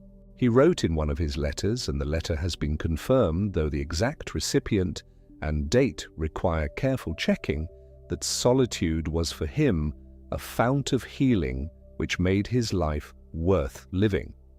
Not a fount of sadness, not a necessary suffering, a fount of healing, the place where he could go deep enough to come back with something real. The tower at Bollingen, where he built with his own hands, stone by stone over many decades, a private refuge on the shore of Lake Zurich, was the physical expression of this. No electricity at first, no radio, no intrusion. Just the lake and the stone and the fire and the silence in which something could be heard that could not be heard otherwise. You might not have a tower, but you have this hour, this quiet before sleep. You have, right now, the kind of solitude that Jung would have recognized. The hours before sleep are the tower. The room you are in, with the lights low and the noise settling, is the place where the interior life can surface. Let it. Rest, pause. Take a slow breath in and a slow breath out. Notice the particular quality of the quiet around you now. It is a living quiet, not empty. Something is present in it. You do not have to know what, only to notice. And when you are ready, we will go one step further in. Quote 38 and its continuation, 39, from the commentary on The Secret of the Golden Flower, published as part of Volume 13 of the Collected Works. He wrote, "The greatest and most important problems of life are all fundamentally insoluble. They can never be solved but only outgrown." And then immediately, the thought he added to complete it. This outgrowing proved on further investigation to require a new level of consciousness. Some higher or wider interest appeared on the patient's horizon, and through this broadening of his outlook, the insoluble problem lost its urgency. Sit with the first sentence. The greatest and most important problems of life are fundamentally insoluble. They can never be solved but only outgrown. This is so different from what we are usually told. We are usually told that problems are meant to be solved, that if you think clearly enough, if you have the right method, if you apply enough effort, the problem will yield. And for some problems this is true, the small mechanical problems of a life, the practical arrangements, these can be solved. But Jung is talking about the other kind, the problems that are not practical but existential, the grief that does not go away, the longing that never finds a perfect answer, the question of whether your life has the meaning you hoped it would have, the tension between who you are and who the world wanted you to be, the relationship that cannot simply be fixed because it is not broken in any fixable way, the sense that something in you is unsatisfied and you cannot name what it is, and you have tried naming it many times. These problems cannot be solved, but they can be outgrown. Outgrown means something very specific here. It does not mean left behind, it does not mean forgotten or dismissed. It means grown past, in the sense that a tree grows past the rock that was in its way and continues upward, and the rock is still there, integrated now into the shape the tree became. Outgrown means that the problem that once occupied the whole horizon becomes one thing among many, because your life became large enough to contain it without being defined by it. And then the completion, a new level of consciousness, A higher or wider interest appeared on the horizon, and the insoluble problem lost its urgency, not its reality, not its presence, its urgency, because the life had widened enough to hold it without being consumed. This is individuation happening in real time. The problem is not erased, the self is enlarged, the container grows, and what once seemed to fill the container and overflow, it now fits inside and there is room around it. If you are carrying something insoluble tonight, something you have tried to solve many times and found that the solving doesn't hold, this is the sentence for you. You do not have to solve it tonight. You do not have to solve it ever. You only have to live wide enough and deep enough that it becomes one part of a larger life rather than the whole of it. That is the work.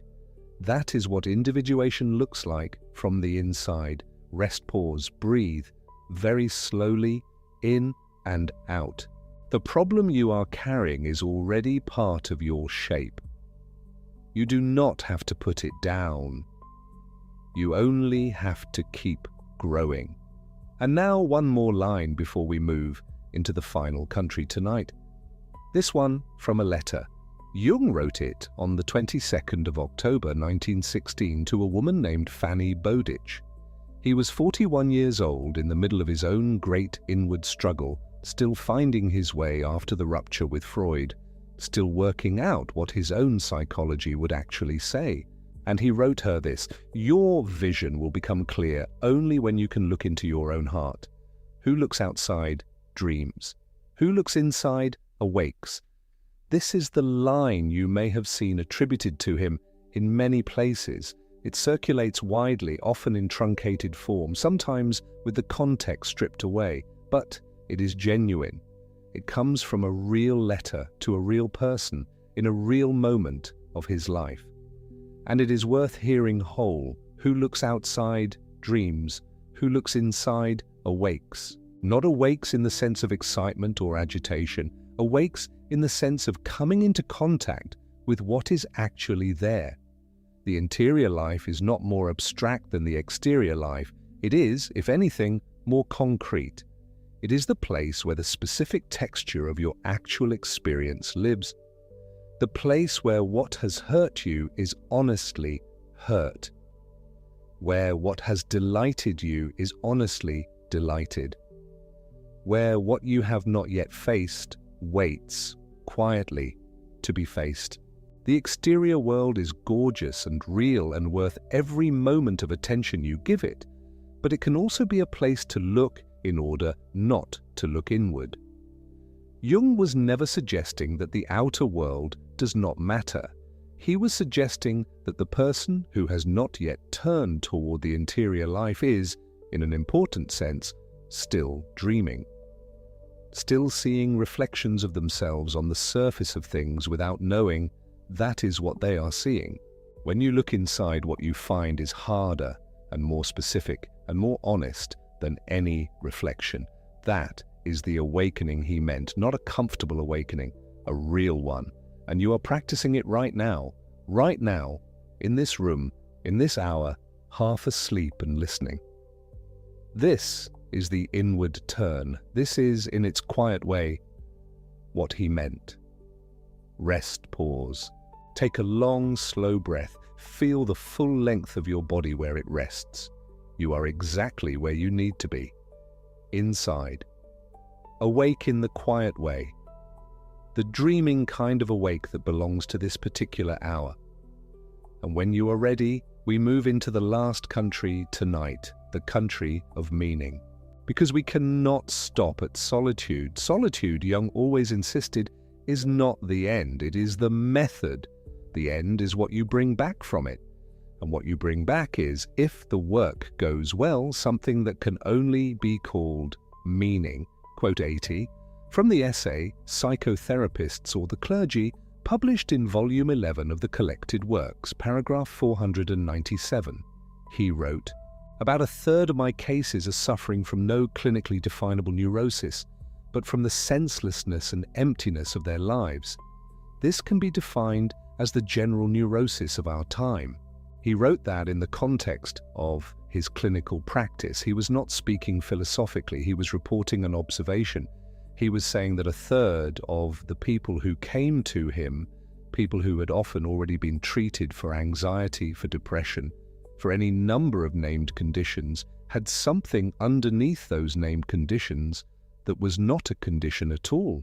It was a vacancy, a sense that the life they were living did not add up to anything that felt worth living.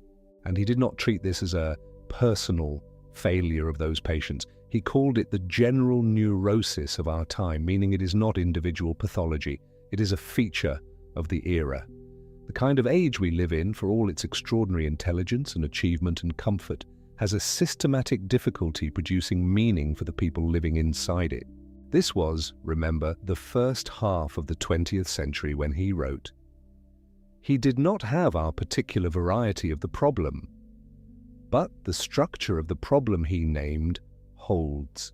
And why does it hold? Because meaning is not produced by external arrangement. You cannot achieve it. You cannot manufacture it with the right career, the right relationship, the right address.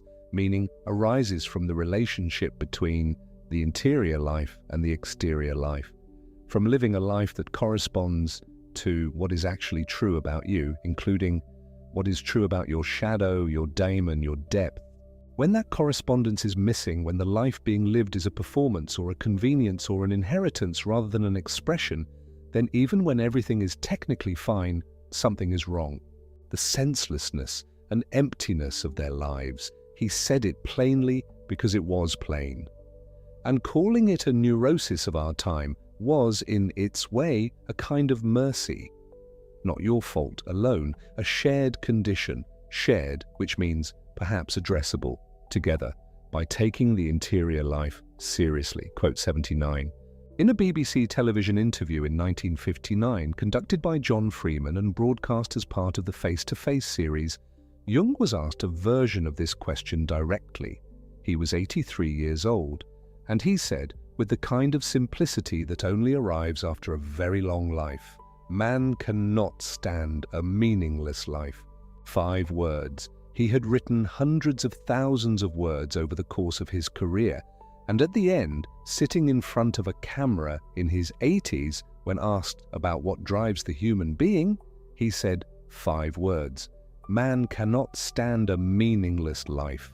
It is worth pausing on the word stand, not thrive without, not prefer.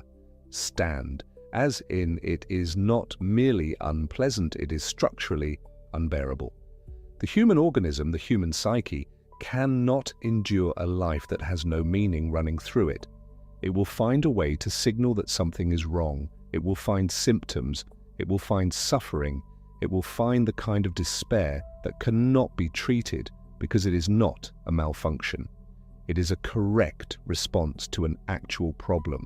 And the implication, the thing that follows from this if you take it seriously, is that meaning is not optional. It is not a luxury for people who have solved all their other problems. It is the primary thing. Everything else, the work, the relationships, the daily arrangements, derives its value from whether it contributes to a life that means something. Rest, pause, breathe, very slowly. Is there meaning running through your life tonight? Not a perfect amount, not a philosophical certainty, just a thread, a direction, something the diamond recognizes as its own. You do not need to answer that question now, only to hold it. Quote 81, from Problems of Modern Psychotherapy in Volume 16 of the Collected Works, paragraph 81. He wrote, "The shoe that fits one person pinches another. There is no recipe for living that suits all cases." This is one of those Jung lines that sounds almost too simple until you stay with it and feel how hard it actually is to live by. We spend enormous amounts of energy looking for the recipe. The right method, the right philosophy, the right spiritual practice, the right therapeutic approach. We read the books, we follow the programs, and sometimes they help, genuinely. But sometimes they help for a while and then stop helping, and we feel that we have failed the method, rather than seeing that the method was never going to fit us perfectly, because we are not a standard shape. The shoe that fits one person pinches another. Your life is not required to look like anyone else's life in order to be a good life. Your particular mixture of shadow and light, solitude and connection, passion and discipline is not a copy of any template. The individuation that Jung described, the process of becoming genuinely oneself, is precisely the process of discovering which shoes actually fit, not which shoes are supposed to fit according to the catalogue. This is quietly revolutionary, especially for people who have spent years measuring themselves against a standard and finding themselves coming up short in ways they cannot quite account for. The problem might not be you, the shoe might be the wrong shoe. Quote 88 from The Stages of Life in Volume 8 of the Collected Works, paragraph 787. He wrote, "The afternoon of life is just as full of meaning as the morning, only its meaning and purpose are different. The morning of life is for building, identity, relationships, career, a way of being in the world. This requires a kind of energy that is directed outward. The morning self is often defined by what it is accumulating, what it is becoming in the eyes of others, what it is constructing. The afternoon is different." Jung used the image of the sun's arc across the sky. In the morning, the sun rises, expanding, brightening, gaining height. In the afternoon, it descends, and the descent is not a failure. It is a different kind of movement. The light changes, the shadows grow longer, the colors deepen, and there is a particular kind of beauty in that, which the morning light cannot produce because it does not have that angle. The afternoon of life asks different questions. Not what am I building, but what does it mean? Not who do I want to become, but who am I actually having become what I have? Not what do I want from the world, but what does the world, or the deepest part of myself, want from me? He was insistent that many of the psychological crises of midlife were crises of meaning, caused by applying the morning standards to the afternoon, by insisting that the descent must look like a further ascent, by refusing the permission to deepen rather than expand. The afternoon of life is just as full of meaning as the morning. If you are in the afternoon or even the early evening of yours, this is not the diminishment it might look like from the outside. It is a different fullness, a different kind of light. Quote 72 from Memories, Dreams, Reflections.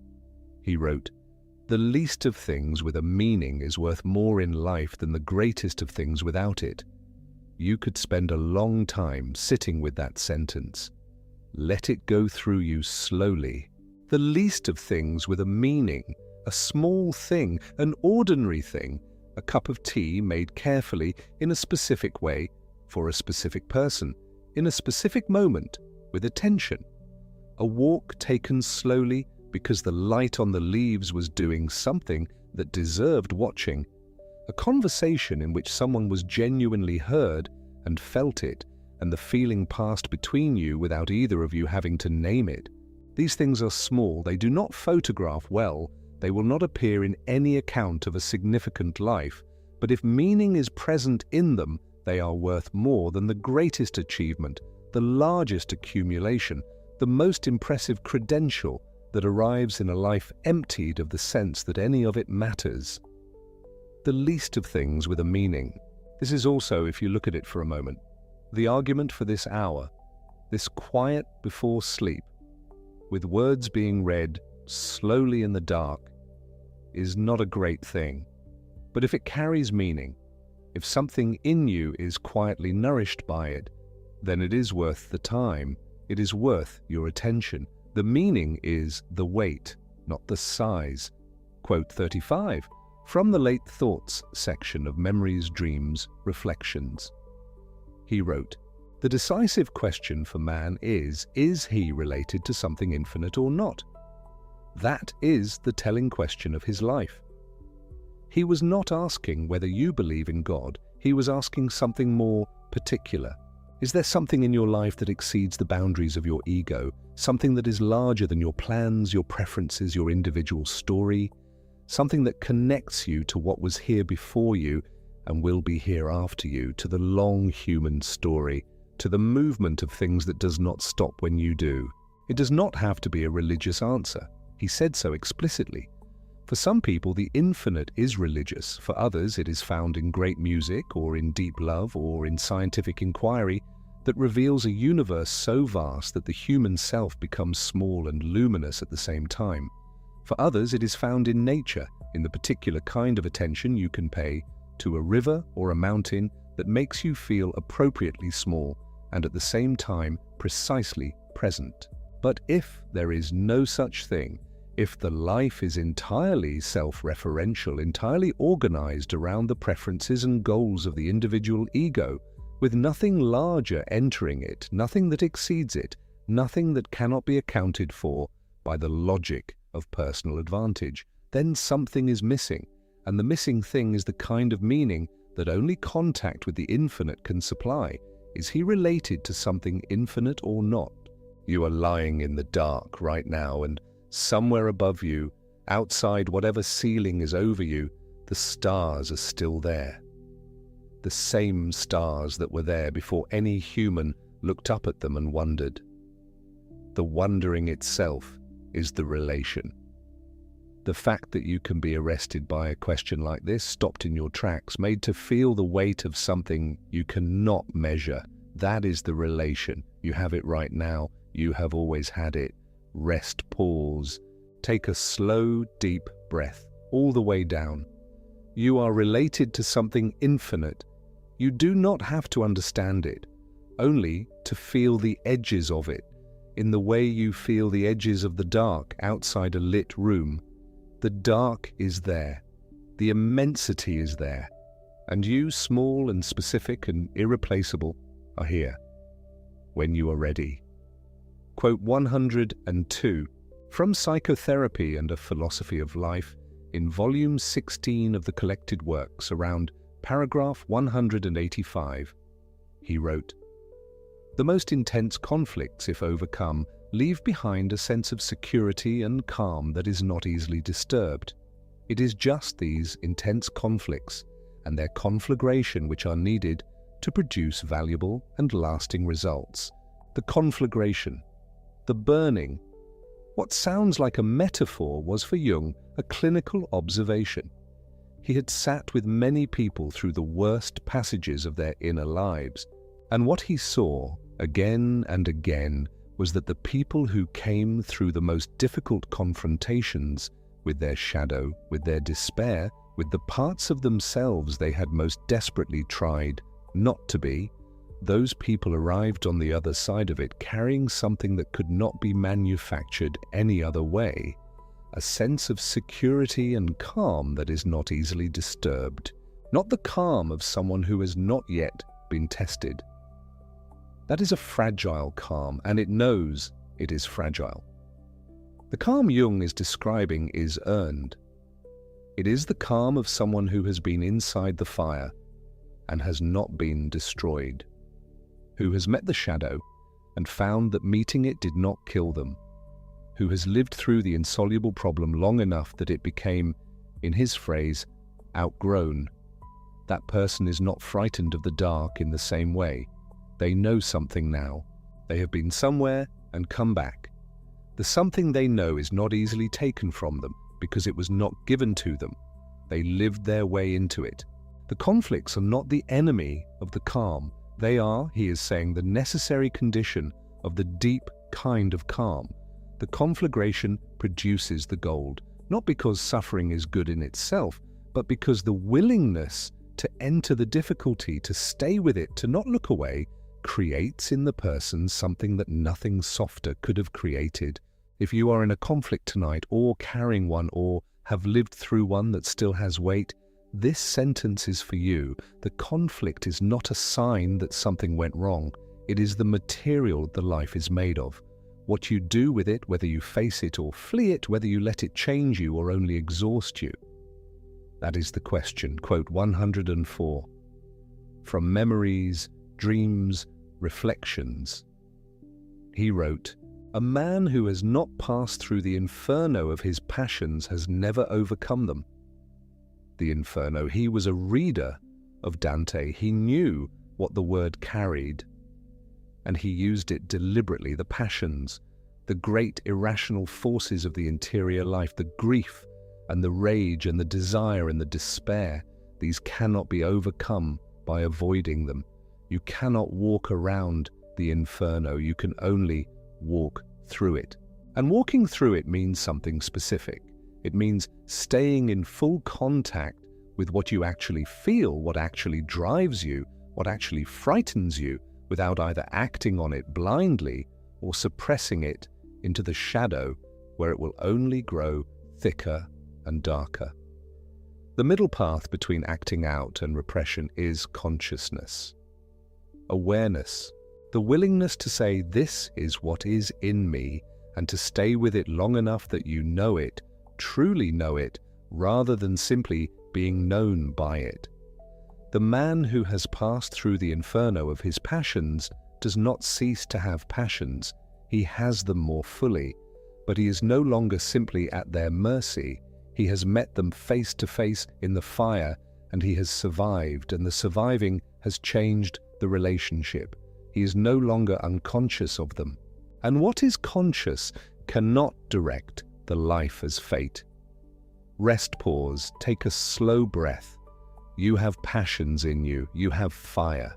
You have had, perhaps, or may still have, your own passage through something that deserved that word, the inferno, the place where you did not know if you would come through.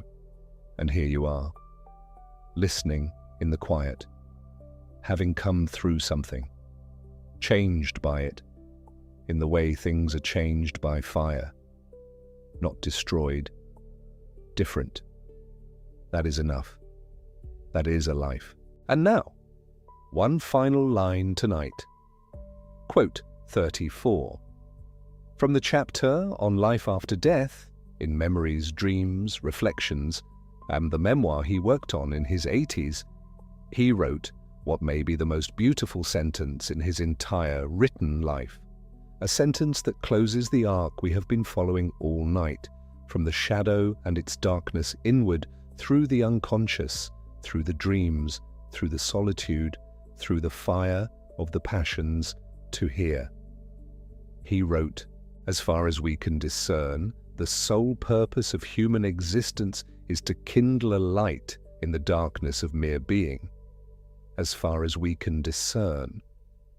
He said it humbly, not as a certainty, as the furthest reach of his vision after everything, after the whole long life, after the tower and the letters and the patience and the books and the dreams and the shadow work and the daemon and the fire, as far as we can discern, the sole purpose of human existence, to kindle a light, not to solve everything, not to achieve everything, not to become perfect, or to eliminate the shadow, or to arrive at a state of untroubled enlightenment, only to kindle a light, a small fire, in the darkness of mere being.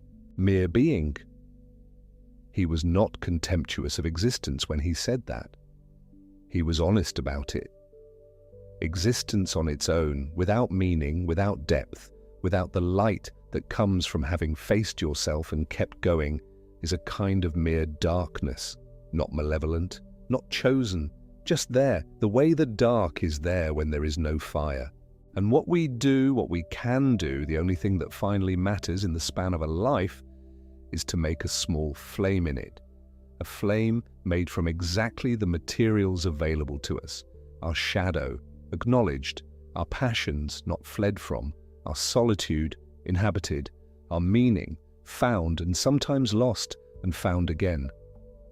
Our relation to something infinite, held open, even when we cannot see what it is. That is the flame. That is what Jung spent his entire life trying to say, to kindle a light in the darkness of mere being. And you have been doing that all this time simply by listening, by being willing to come inward tonight, to sit with these words rather than turning away from them, by letting the shadow be real, and the dreams be real, and the daemon be real, and the solitude be real, And the meaning question: be real. You have been kindling in your own way in this quiet room, in this dark hour. That is not nothing. That is, as far as any of us can discern, the whole of it. We have come a long way tonight, you and I, and the voice of a Swiss psychiatrist born in 1875 who spent his entire long life trying to find language for the things that are most true about the interior life. We met the shadow first, the shadow that grows blacker and denser the less it is embodied, the darkness that waits in each of us, made thicker by the parts of ourselves we refuse to acknowledge. We sat with the understanding that confronting the shadow is real moral effort, not a comfortable insight, and that there is no light without it, no wholeness without imperfection. We learned that everything we find irritating in others can lead us to an understanding of ourselves, that projections change the world into the replica of our own unknown face, that what is not made conscious happens outside us, as fate. Then we passed through the unconscious, that country Jung called not a demoniacal monster but a natural entity, perfectly neutral in its moral weight and yet more vast than any map can show. The collective unconscious, the archetypes, the inherited patterns of the human soul. We met the inner stranger, the one who does not know he speaks to us in dreams, the other we carry in us who sees us differently than we see ourselves. Then the dreams, the small hidden door in the innermost and most secret recesses of the soul, opening into that primeval cosmic night that was soul long before there was a conscious ego. The dreams that are pure nature, the unvarnished truth, the spontaneous self-portrayal of the unconscious, neither arbitrary nor fabricated. And then the solitude, the loneliness that comes not from the absence of people, but from the inability to communicate what seems most important. The diamond that gave Jung trouble and proved decisive. The great problems that cannot be solved but only outgrown. The vision that becomes clear only when we look inside. Then meaning. The general neurosis of our time, the senselessness and emptiness that a third of the people who came to him were suffering from. And that man, he said, simply in his 80s on a BBC camera, cannot stand. The shoe that fits one person pinches another. The afternoon of life as full of meaning as the morning. The least of things with a meaning worth more than the greatest things without. The decisive question of whether we are related to something infinite. The calm that only the conflagration produces. The inferno of the passions that must be passed through, not avoided. And at the end, the sole purpose, as far as any of us can discern, of the whole human project. To kindle a light in the darkness of mere being. You do not need to remember any of this. It has already been in you, these words, these ideas, this long inward journey. If a single line stayed, if something shifted in the way you are lying there in the dark, if some small thing loosened a little, then the night has done its work. If nothing stayed, that is fine too. Something was here, and you were here, and the two of you were in the same room for a while.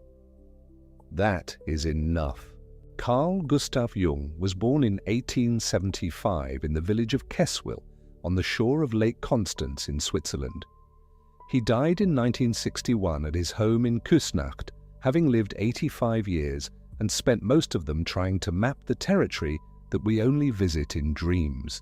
He was not a comfortable man to know by many accounts. He was large and difficult and contradictory and capable of great warmth and great failure in equal measure. He had a shadow too. He knew it better than most.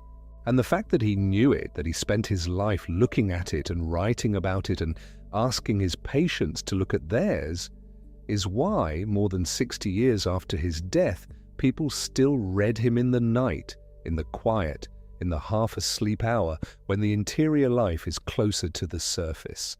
He earned the reading, not by being perfect, by being honest, by looking at the darkness and naming it and saying, look, there is something here, do not turn away from it, because the turning away is what makes it dangerous. We have not turned away tonight. Sleep well now. The shadow knows your name and carries it gently. The inner stranger has gone quiet as he does when you stop running from him. The door is still there, the little hidden door into the primeval cosmic night. It will be here tomorrow night too. It has always been here. The daemon is patient. It has nowhere else to be. And somewhere in the dark of mere being, the flame you kindle simply by being alive and paying attention and being willing to feel the weight of things, that flame is still burning. It does not need tending tonight. It can manage on its own for a few hours. You have done enough. Enough stories for one night. Off to sleep now, Grandpa says.